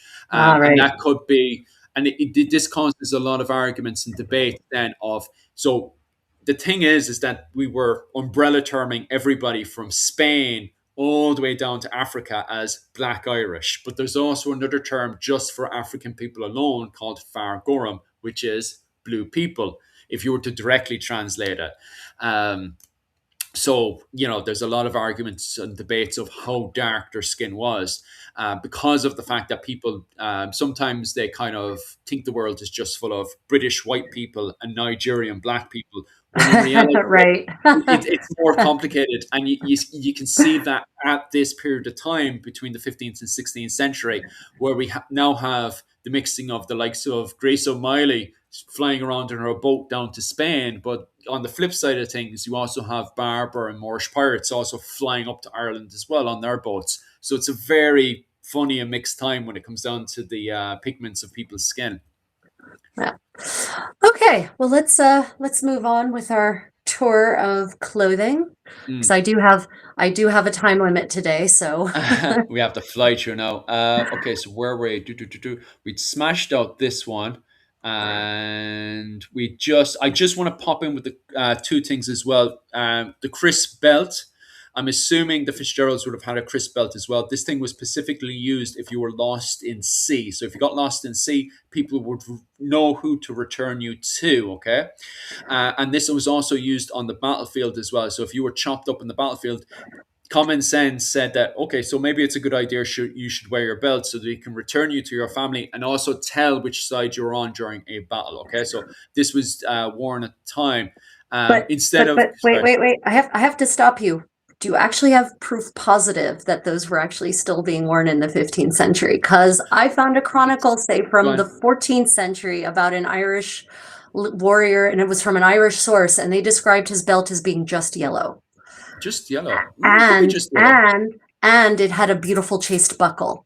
So I before you do you actually have actual sources that confirm that was still a practice? Or in the 15th century? I have to go over and ask, what was it called? The Wild Irish Group, and also Dave Swift might have a source, and also, who's the other one? Celtic Templar. So I'll ask them just to hammer that down, because I'm sure Celtic Templar has a source from the, 16th century about those things. Ooh, 16th century is not the 15th century. Well, if they have this idea, you have to have a belt to do, especially when you're fishing. If you get lost at sea, how are they going to tell who you are? So but that's not knights wearing them. You know what I mean? And not necessarily other. So believe it or not, Philip, the rest of the world doesn't have fishermen with belts. So that when they get lost at sea, their bodies get identified. Battlefield. We'll have an old research and a look anyway. And the second one I just want to bring up as well is definitely Seamus had the brash. Because there's so many sources. Oh, there's a cloak. Yeah. There's a cloak. Now, what that cloak looked like is we don't know. Yeah. We know it was somehow distinctive. Because it's legislated against under Edward IV, right? He actually says that men aren't allowed to enter Parliament if they're wearing a cloak. They say a mantle. But it's very clear that they don't mean, obviously if it's cold, you need to put something on. It's very clear that it's the Irish mantle. But so what I think the Irish mantle in the 15th century was the brat. I sent you there's a picture of woolly fabric, like it's got kind of curls. Yeah, you can put that up. I'm pretty certain it was made of this wool. Yeah, there it is. I'm pretty certain it's made of that wool. And that is frieze. We call that frieze. On one side, it's smooth and finished. And on the other side, it's still curly like this. And it's treated in a specific way it's woven in a specific way. And then the nap is raised and it's treated with vinegar to make it curl like that. And It's woolly and it's warm, and this garment was exported throughout all of Europe in the 14th century. We know that because we literally have Irish mantles, manteles de Iberne, popping up in inventories and expense accounts in France and Italy, for instance. So we know these were being exported. And we know it was clearly considered a luxury item because it wasn't poor people's houses in whom these things are appearing. So, and we have depictions from the 16th century of depictions of Irish men in their brats, and they've got this woolly depiction all around their edges. So basically, I'm pretty certain that even in the 15th century, and this piece actually, this is an extant piece from the 15th century from, I don't remember if it's which of the 4 big port cities it is, but it's an extant piece that they excavated from one of those cities. So I'm pretty certain the brat is made from this. That makes sense. How it looked is a different question, and I haven't been able to find. We've got the picture of Art MacMore, right, riding from about 1400 is the depiction, where it's just basically a rectangle that's kind of pinned around his neck. Yeah.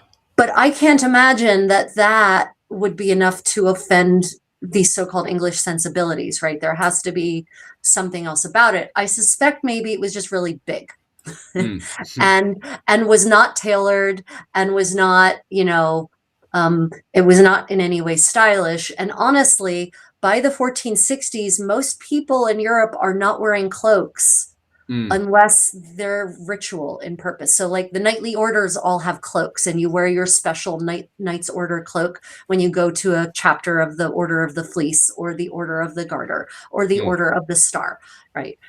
But those are like very nicely tailored, embroidered, made of luxurious fabrics. So I kind of feel like maybe it was just a big rectangle, but I haven't been able to find any proof positive for the shape of the brat in the 15th century. So we're going to have to explore that at more length. Yes, definitely. Okay, we're going to have to race through this part, so I do apologize about this. We'll start covering more of the English influence, well, quote unquote English influences into That's the French. southeast of the part. Yeah, quote unquote English influences, as some people say. Oh my God, Philip's going to get terrorized by French people. I know, right? What was it called? More of the kind of, to be safe, Southeast fashion inside of Ireland at the time. So we'll quickly run through this stuff that you sent me earlier. Some of this stuff I was actually seen in Waterford. What is it specifically I'm looking at here, Rachel? Right. I know So that is an actual extant garment, not a reconstruction. It is the pourpoint of Charles de Blois. It dates to the 1360s. And it shows you how these fitted garments could have been made, like the ones we saw in that picture from the Bible of Ballymote, right? So what you see there is, this is a man's garment. It's padded, it's quilted, it's got those beautiful stuffed cloth buttons. That's silk. That's a silk lampus, is what you're seeing there. And Sartor, for those who want to buy a replica of that, Sartor makes a replica of that. It costs about 70 euros a meter. So this is what's called the Grande Assiette style sleeve, that big, massive, big arm's eye where it cuts in like almost to the center of the chest, right? But the magical thing about this tailoring is that it gives the wearer full range of motion. It's still super fitted. Look how beautifully fitted that is. And yet you can raise your arms straight up without tearing a single seam. You can't even do that in modern men's clothes, right? Right. So this style of arm's eye gives you a complete range of motion. And we see that same Grande Assiette arm's eye in the Moy gown, the woman's gown that has survived from that era. Her gown has this really super deep arm's eye in front and back. So this is again showing the connections between tailoring techniques from the continent, but probably delayed by 50 years, because the Moy gown, we're pretty certain, is a 15th century gown, whereas this is the pourpoint is a 1360 garment. So, this is how, if we have gaps in information we need to make these garments, specific tailoring techniques, specific stitching techniques, I still feel it's perfectly reasonable to look to the extant garments in places that were connected to Ireland directly to be able to fill in those blanks. So this is an example of a garment we might be using to fill in blanks as we encounter them, for instance. Yeah, very excited. Apologize about this, guys. We just have to keep flying through, so I do apologize if we can't answer your questions. The four mayors of Ireland, as I call them. Oh, right. So these are the mayors of Waterford, Wexford, Limerick, and Cork. Yes. Okay.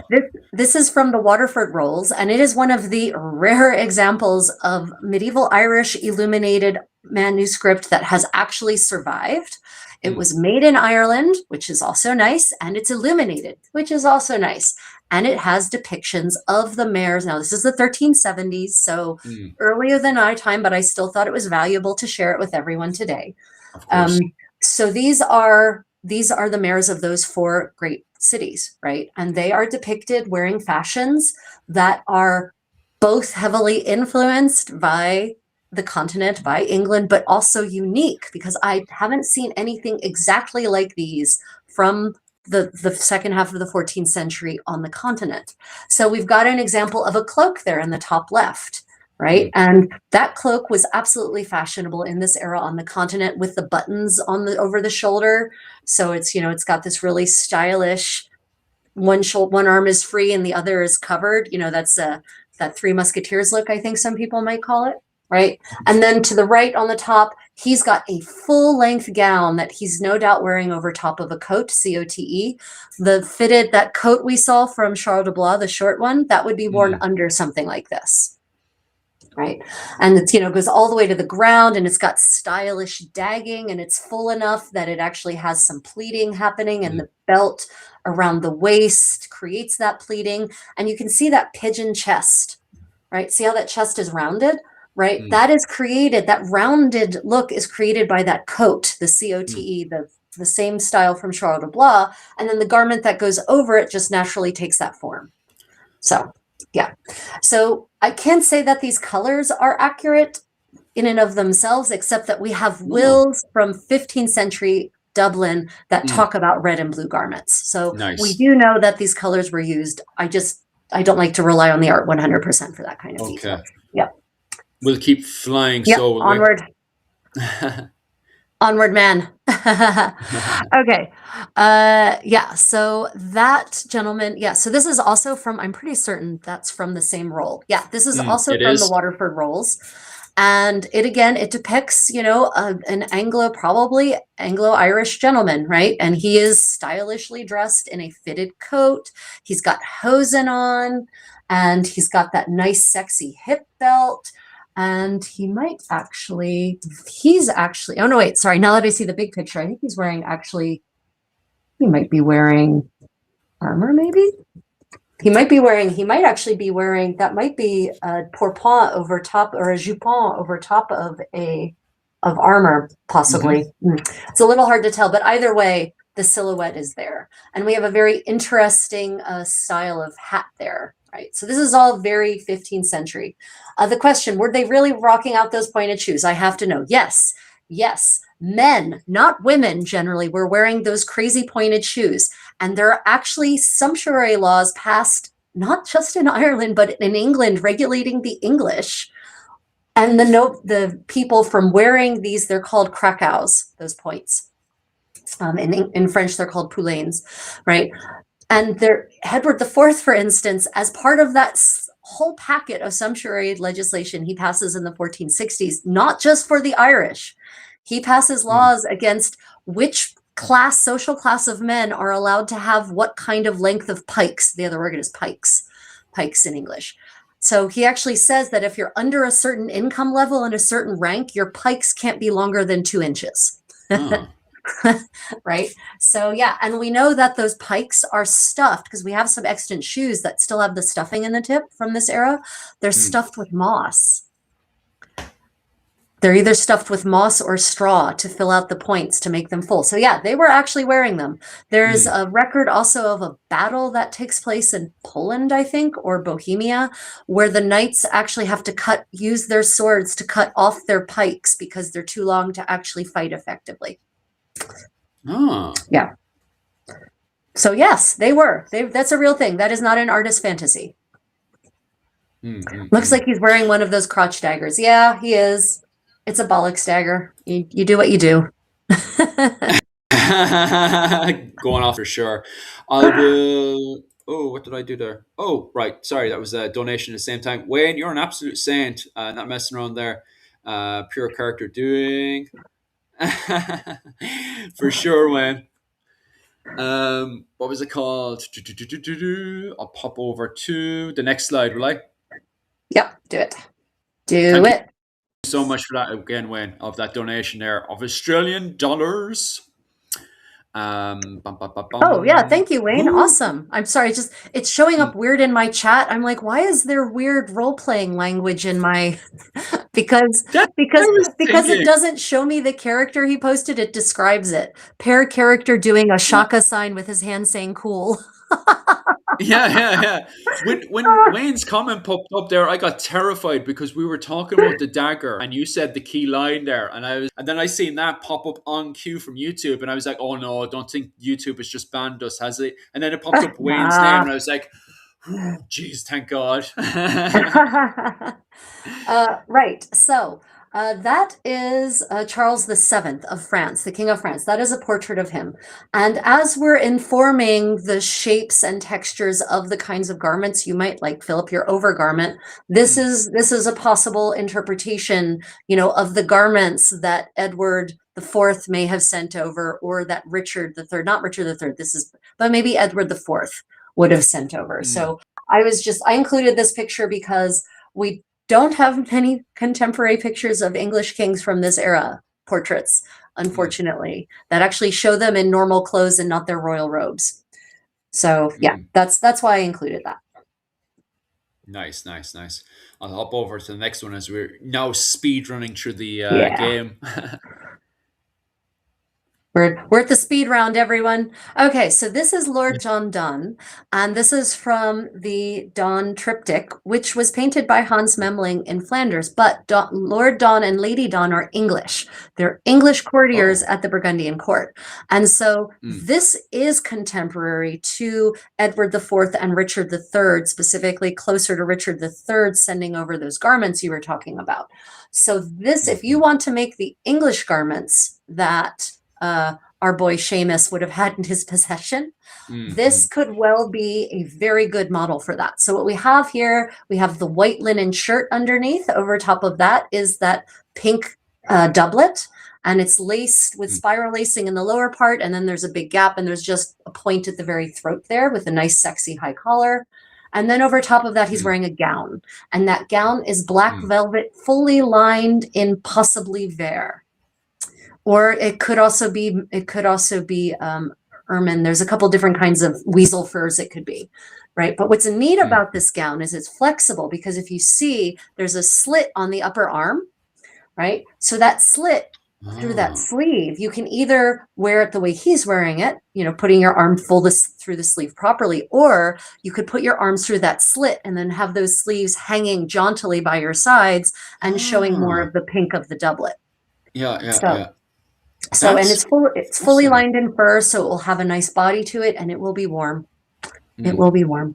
But the nice thing about fur linings in this era is that even though people are always depicted with their gowns fully lined in fur, we know from inventories and expense accounts and household management books about how to manage things like fur linings, that these fur linings were made to be removable. Now, not easily removable as in buttons and ties. No. They were designed so that they could be whip stitched into the inside of the garment when it was getting cold, and then relatively easily picked out, removed when it was getting warm again. So, the good thing about this one, if we made a gown like this, and we don't yet have the funds for the fur lining, because the fur lining alone is going to be a big expense, we could make you a gown that's velvet lined in silk, which we knew they also have. And then if we happen to raise enough more money for, say, a fur lining, then we could add a fur lining in later. Nice. Sounds like a great idea. Quickly racing through as quick as we can. That is Yeah. that is the earliest known extant portrait of Edward IV. Unfortunately, it dates to the 1520s. All the other portraits of the Yorks seem to have been destroyed or died in a fire or were stolen in some rich person's house. We don't know. Oh, no. Yeah, I know. So the details might be not quite 100% accurate. I'm always leery of posthumous portraits. But supposedly this is a copy of an original. Again, copies are not necessarily going to be 100% accurate, but we still have some details here that we know were correct. So for instance, he's got a doublet, he's got a shirt on. You can see the white collar picking up right there at his the nape of throat, the V of his neck, right? And then he has a doublet that has a red collar. It looks like it's velvet, maybe based on the texturing there, and it's sticking up, halfway up his neck. But because of how far open that collar is, we can tell that the doublet is also open in a V. But what's happened is he's wearing what's called a stomacher. And what you remember what's happening in the 15th century, it's getting cold, right? Like super cold everywhere. Yeah. So he's wearing a stomacher. And that stomacher, those appear in expense inventories and accounts.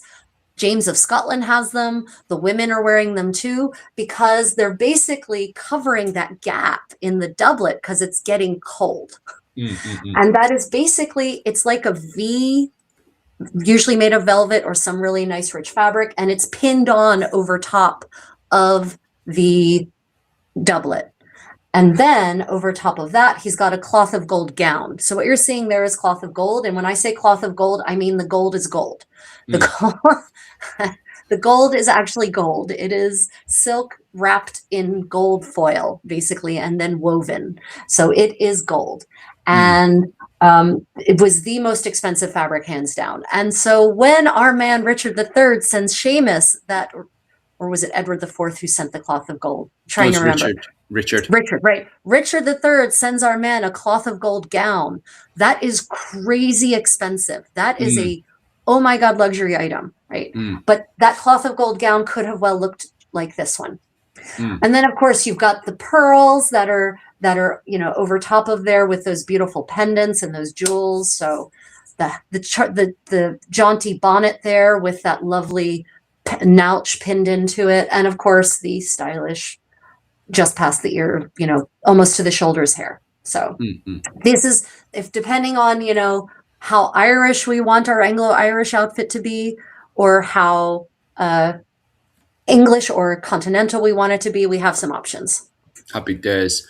And just racing as quick as we can. I do apologize once again to all you guys. How do we best put this in frame? It's a funny picture, isn't it? I'll put it here first, actually, so everyone can have a good gawk at it. Yeah. Okay. So this is just a depiction of English fashions, basically from this era. There's not much in the way of English artwork that has survived from the 15th century depicting people. It's sad. But this is, once again, this shows you in full length the gown, the doublet, the hat, right? So you can get an idea of what the lower part of the gown looks like when you're not kneeling.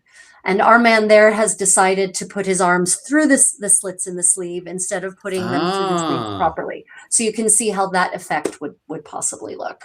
That looks deadly, isn't it? Isn't it sexy? Yeah. Yeah, I love it. We were joking about this one last night, especially your man, the two lads up in the top there, how I'd have to do a whole load of squats to look good on that one. Yeah, it's absolutely gorgeous. So this is from York. This is from York in about 1484. It's a guild statutes, actually. It's a set of guild statutes. Brilliant, because the Fitzgerald massive allies to the Yorkists at the time. Yep. And I'd like you to recall those archers we saw earlier, right? Remember the short things they were wearing? Look at our man there on the top left. Yeah. Right? So, super short gown over top of his doublet and hosen. And he's actually wearing if you look closely at his feet in the top left, his heels are uncovered. He is wearing pattens. He is wearing chopines. Those are slides basically that are worn so that he can go outside easily. And then when he goes inside, he just kicks them off. Nice. And probably his hosen have leather soles sewn into the bottom. Yeah, which would be very handy for living out here in Japan if I was to ever wear the outfit, because then I could go in and out of the house Right? easy enough. Exactly. Yeah. I thought you might like that. Yeah. So yeah, so we've got, you know, I put this one in specifically because it was from York, because it's a 1483 or 1484, and it connected visually to those archers. It does, and it looks really, really awesome. Like if you're looking at, especially the outfit on the top, and then you look back at this outfit here, we could easily play the two of them in and make it look absolutely gorgeous. Which my brain is already thinking away, especially because everybody, if you look at the pants there, everybody's like, "Oh, that's tartan, that's tartan, that's tartan." And I know Rachel's about to go in her spiel about plaid and stuff. It is a plaid. It is what we call a plaid pattern, but it's not. It doesn't mean anything. It has no meaning. It's just fabric. It's just it's got no meaning. It's just how you weave fabric, and you know, it's not associated with any clan or anything like that. It's just a stylish look. Yeah. 100%. But for myself, that absolutely loves. Like, I'm there thinking to myself, I can sneak in some plaid there for sure into those. I mean, pants. it's no problem. It's just you have to acknowledge that it isn't any more traditional Irish than any other thing is in the 15th century. That's very true. Yeah, that's it for sure. We'll continue the race through the game right now. 1 second. Yeah. See if I can bring this. I think that might be best. Yeah, that one there. Yeah, so this is actually from the Psalter of the Cathedral of the Holy Trinity, and in Dublin, and this is depicting a man who's supposed to be a fool. But the reason I included this is a depiction of a shirt of Elena, actually, a 15th century Elena, just the shirt, right? And so this can be a model that we can take for making your undershirt. Yes. Right, so we can look at the details of this shirt and use that to make your linen undergarment. Basically, that's why I included this one specifically. Oh, brilliant! So we not only know, so now we know what in the 15th century compared to its 16th century counterpart, which everybody mixes up because they think of the 16th century Lena and they think of these big, massive Spanish. Well, as we're calling it now, the Iberian Spanish sleeves, those big, massive sleeves. That's the one, yeah. Yeah. We'll keep running through this. Yep. This is the next one. Let me zoom out. Yeah. So this is a depiction of an Irishman.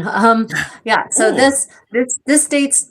It's hard to actually date this one, but it's at least mid 15th century. And this is another picture of the gown, the houppelande, but in the Irish style. So this gives us some other options when we, go to settle on what it is you want to wear. What's interesting about this one is got the huge sleeves, which were very fashionable in Europe in the first half of the 15th century, but it wouldn't surprise me if they were still wearing them well into the latter part of the 15th century in Ireland. And it has that really nice high collar, right? So it's got this, very fitted collar, which would be very good for staying warm. And you can see the buttons on his fitted coat that's underneath of that, reminding us of the Ballymote Noah, right? With those buttons on their forearms.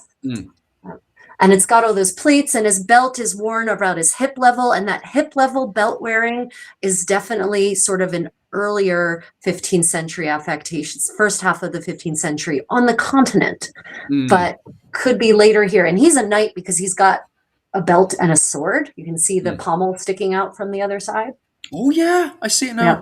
I don't know if everybody can see it at home and stuff. I wish I could zoom in, so I do apologize. Yeah. That setting is not in Restream, and it frustrates me because there's so many times as well where I see something and I'm like, I want to zoom in there so much. Okay, I have to apologize. Myself and Rachel have to continue running through this, so we'll quickly. I think that's. I think that's pretty much it. Yeah. Okay. That's all of them. Yeah. Yeah, this was just to show you how the layers actually go together when you have braids.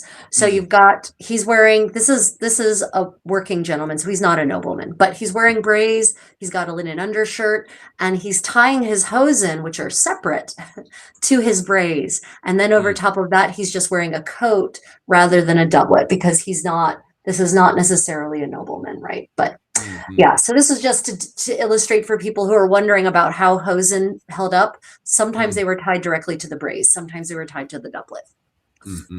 Fascinating. Yeah. Okay, I just have one picture left, which is basically the Bronze Age shoe. This is a No, shoe not you can Bronze use. Age. No, 14th century. So this one's from the 14th century because we 14th do century, have. yeah. Yeah, because we So, do have this design going back to the Bronze Age as well. Because I sure. remember Yuki points out this a good few times that this goes from the Bronze Age all the way up to around 1960. You have men Yeah. still just snapping this on. It's a really easy design, like. Yeah, Um, this one, it's a bag shoe basically. This one is yeah. 14th century. And Okay. so I included it, and it's from the Irish part, the Gaelic part of Ireland. Mm, So I included it because it is definitely different. They're not wearing this kind of shoe anymore no. anywhere else in Europe. This Mm, is that they're still wearing it in Ireland is very interesting. But yeah. because it's just a bag, basically. Yeah. It's like a piece of leather and you sew it at the top and you run a drawstring through the around the ankles so that it actually fits, around your foot, and that's it. Yeah. It's a bag. It's absolutely fascinating, the history of this shoe. I can't remember specifically what they call it again, but you will see, but all the way up to, believe it or not, all the way up to the 1960s, you'd see farmers just literally, not, sorry, farmers, fishermen, literally just getting leather, putting it around their foot and literally Yeah. making this shoe here and now. It literally, and then you get the leftover leather and you can just tie it up in the back. Look how Yep. easy it is. And also tie it up in the back, tie it up in the front. Myself and Yuki actually made this. We literally got leather. When we were still in Ireland, we literally just slapped it on. When we first started reenactment, I got shoes. I got York shoes, but Yuki was like, "No, I'm making my own shoes." And because she knew of the Irish, this is how cute Yuki is. Yuki goes up to people and talks. One day she got like bags of alcohol, and I was like, "Yuki, where'd you get those bags of alcohol from?" And she was like, "Oh, the farmer made it." And she's just gonna hold.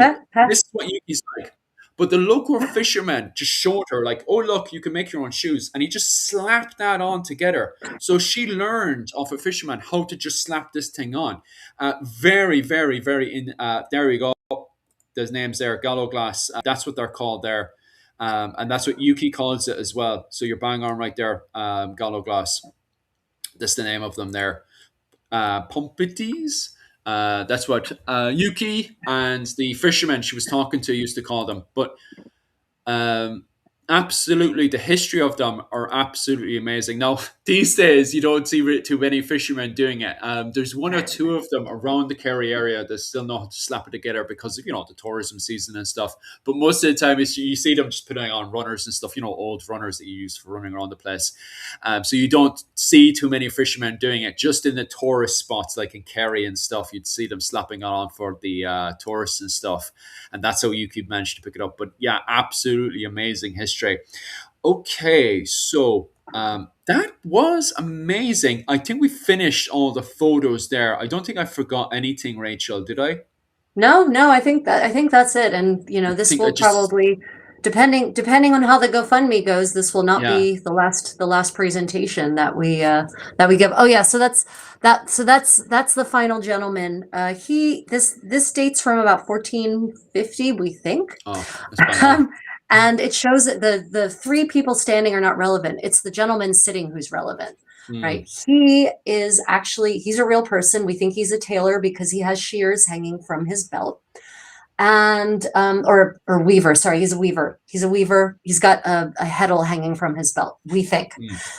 And he is wearing a hood, a really big hood with clearly a Oh inserted gore in no. the front, right? Mm, He's got a nice belt. He's got a coat with buttons down the sleeves and down the front, just like the extant garment from Sligo, just like the depiction of the Ballymote Noah, and just like the depiction of the Irish bard in the Chronicon, right? And once again, we have a beautiful full curly beard and beautiful curly locks of hair, And right? it's So it's this, so nice because, as you said, there it fits in with Sligo with the finds that we have up there of this one, and lovely this one as well. And it's going to be a massive influence on us as well because as I keep winding up Rachel, I like the pants to it. because where's it gone? I had it in the scroll. Give us a second there. I apologize about this. I'm flying around like there's no tomorrow through this His presentation. trews. You like Oh, his trews and his hosen. Yeah. yes, I do. I You do. like his I'm trews like, and his hosen. yeah, I want them so bad. Like, I love the whole outfit. Don't get me wrong. I love it, the whole outfit, and I could imagine Seamus easily having this outfit. But the top, it maybe will. I don't know what because I'll definitely some kind of influence there. Well, mostly what was it, the what's it called, the old tartan influence for sure. I'd love to shove in there for the crack. But what else do we have in there? Is there like could we use this as the base, or will we use more of this sort of influence, or which way do you think will for I the would, so because this one is in question, it's dating, I would definitely use ones that are more solidly dated to, oh, you mean visuals? No, well, that's something we'll have to discuss. Like what do you want to look? Because that's clearly 14th century. The images you've already, now those are very 14th century. oh, So this one, if sorry, you, I was just flying around. oh, right. Okay. Give us Yeah. a So, second. I plan on using the Moy gown really heavily to inform a lot of the aspects of the fitted garments underneath. Mm, And, it depends on what you end up deciding on that you want for the whole outfit. So this is one of the big parts about making garments is that first you have to design it. You have to mm, decide what it is you want. So now you have a lot of things to think about. You yeah. have to decide how much do you want it to be an outfit that Richard III would have sent, how much you want it to be that, or how much you want it to be something that a nobleman of his rank would have been wearing in the Mm. 1470s or 1480s. Because Yeah. this outfit and everything around this outfit is definitely up around the Sligo area, but it's also very exciting as well because, as we pointed out, like this one here, like it's literally a giveaway to what I was mean, like so I this will is, tell you, oh yeah, that one's awesome. So I'll yeah. tell you the Sligo outfit, the dead man's clothes, Mm, that's middle class. mm, That's definitely middle class. By the end of the 15th century in Ireland, it's very clearly that's more of a middle class look. The mm, fact that a weaver who's kneeling in a coat like that is not yeah. accidental.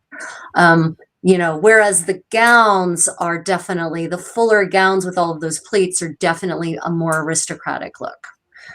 Mm, mm, mm. Because this one seems to be more of a giveaway that this is like there's a possibility that this could even be Seamus himself. I know there's good chance that it probably isn't, but do you Oh, think it's that in the little guy? realm? Yeah, I mean, it could Yeah. be. Yeah. Oh, wait, Mm, we're looking at the misery cord, our misery yeah. cord buddy. Yeah, Yeah. yeah, Yeah. that Yeah. could be Seamus. Yeah. Because this is one I was thinking is literally go off, see if we can just build around this outfit. Yeah, we Um, absolutely. yeah, The hoopalond and doublet it's a good look. It's a good look. yeah. And then for the pants, obviously shoving some tartan there. It's proper Scottish tartan, Rachel. I'm thinking about just going Oh yeah, completely you wild there. definitely you need to find who your Scottish ancestors are and get to Yes. the right clan. I'm literally right. Scottish ancestors that come on, give me money. This is good advertisement for you. Come on, Oh my I God. need that money. But yeah, I think for definitely 100%. Starting here, see, like how much of this top could we build up on? That's what I'm thinking, and then I mean, from it's there, easy because we have those other crypt or tomb frontals that show the scene where Christ is being buried, for instance, where he's being laid in the tomb by Joseph there we of go. Arimathea, right? Mm. That helps us figure out what the rest of it Oh, looks like or could yeah. look like, Mm, right? So we have the top there, and then we know basically that it's going to be a long garment, mm, right? It's going to be a nice long full garment. And that makes sense because, when you're an aristocrat, what better way to show that you're an aristocrat than to wear lots of expensive fabric? mm, mm. I mean, Because and that's what the yellow, the big sleeved lena is in the 16th century. It's conspicuous consumption. It's just mm, another different layer being turned into big and voluminous. In mm, fact, mm, I could even argue possibly that the lena with those big sleeves is possibly the less expensive version of the imitation of the hoopalond of the previous century with mm. its big sleeves and voluminous body. And, you know, maybe the lower classes could afford linen, definitely could afford linen, more likely than they could afford wool to make into big, those big sleeve full bodied garments. Yeah, because I'm thinking this is more of what the Fitzgeralds and O'Briens are wearing in this era compared to up in the Sligo area of the Yeah, O'Connors and the O'Connors and the O'Neills. That I think the yeah, O'Briens and the Fitzgeralds are more, well, especially Seamus is more or less wearing this rather than what the likes of the O'Neills and the O'Connors are wearing, because that's definitely more of the. If we jump over here, that's definitely more of the what was it called, O'Neill O'Connor dress, from my understanding of what we've been talking about. But then when we hop over to this outfit, and this is the outfit I'm looking to make, which is even right. more exciting because I haven't seen anyone. I've seen reenactors and living historians bring this to life before, right? Which is, don't get me wrong, I'd love to have this outfit. I've seen reenactors do that before. I haven't seen reenactors bring this one to life before. So I'm more excited, to be honest with you, to bring this to life. You know. Yeah, I'm pretty excited too. Hoopalons are nice. They're fun to make, and Mm. they look really. I think a man in a full length gown is just sexy. It just is. It's powerful. It's a man who's confident in his sexuality. I think they're fantastic, and I wish more 15th century reenactors would wear full length gowns like that. Yeah. What am I signing up for? You make it sound too sexy. I'm like, huh? What was it called? Yeah, but I still love it anyway, regardless. So we might go for this one, and it's very exciting because it does seem to be the outfit during the period of the Wars of the Roses in Ireland that the likes of the O'Briens and the Fitzgeralds would have worn, and definitely grow the beard a wee bit more so we can fit in then with this one. Fly over here. Yeah. Oh, not this one, Yeah. not this Yeah. one, Yeah. the other More one. beard. There we Yeah. go. So yeah, that's what we're going to go for. I think that's, yeah. So happy days. I think we kind of found our conclusion there. So we're not arguing at the end, which is a very, very good thing. Yeah, Trump is Agent Orange compliments us. He says, "Thank you so much. You learned an exuberant amount of impactful knowledge. Appreciate the procured images. What a wonderful conversation. 4 years, 4 years. I thought the pointed shoes were just an exaggeration. Yeah, they're not.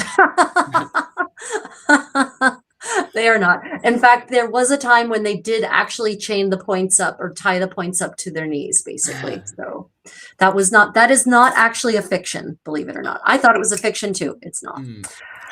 Yeah. Well, everyone, if you wish to support this project and wish to support Philip and I, and specifically me, in making these garments for Philip, doing more of the research, getting the research out there as we find it, we will be doing that if we raise enough funds. We've set up a GoFundMe. The current goal is $2,400 US. If we get more than that, then we'll have stretch goals, right? We'll have other things we can do. So yeah, we thank you all for joining us today. If you have any questions and we didn't answer them, then pop them in the comments and we will definitely get to them. And if you're watching this as a recording and you have questions, definitely pop them in the comments. Otherwise, I'd like to thank all of the people who support Philip and me, our patrons, our channel members. We do appreciate what it is you do for us, but unfortunately, my current level of membership and patronage is definitely not enough to fund this project. Not even close. But so far, like the donation, well worth it. Thank you so much for that. And of course, everybody who's donated to us so far, thank you so much. That means so much more to us. And also, we're going to be hunting around for different sponsors and stuff as well, because this project is absolutely huge. I'm over in Ireland right now, which is a part of, sorry, I'm over in Japan. I'm over in Japan right now, which is seen as the very end of the Silk Road. One end is Ireland, the other end is Japan. I'm over in Japan at the very end of the Silk Road, and right now Ireland is trying to highlight its history within the Silk Road. And the Desmond Fitzgeralds, you can see that by the way they're dressing here. They're trying to connect themselves to Florentine, and then from Florentine into the bigger, wider Silk Road. So this outfit is very, very important in Irish history to highlight the connection from Ireland all the way to the very end of the world of Ireland. Yeah. So I think we could definitely try to reach out and see if we can get sponsorship and more stuff to try to reach our goal of 2,800. So all the sponsorship you've given all the funding you've given us so far indicates and highlights the importance of getting this outfit done. So thank you so so much for everybody who's donated so far. Other than that, guys, thank you so much. And is there anything else you'd like to add in there as well, Rachel, before I say Slán go Bhaile? No, that's it. Thank you all so much. And until next time, guys, stay creative. I think Philip and I both have a very busy weekend of live streaming ahead of us. So if you've enjoyed this, like, subscribe, and click the notification bell for both of our channels so that you know when we go live. Definitely. Tomorrow we'll be covering clans and dynasties. So definitely head over to my channel. That will be 9 o'clock Irish time. Not quite sure what time it'll be over in America. I think you were saying it's like 7 o'clock or something. 7 in New York. Yeah. But regardless, definitely head over to my channel. And also Creative Contessa will be popping in at her regular time to talk about medieval history. So I'll be starting off with Irish medieval history and then popping over to just medieval history in general. That'll be tomorrow. After that, Melissa Shields will be back on the channel again, and she'll be talking about 16th century Anglo-Irish clothing to continue this conversation that we had today. But no GoFundMe for that one. We'll be talking about the GoFundMe just for this outfit alone. Other than that, guys, thank you so much, and Slán go Bhaile. Bye. Stay creative, guys. Bye. Bye. Bye.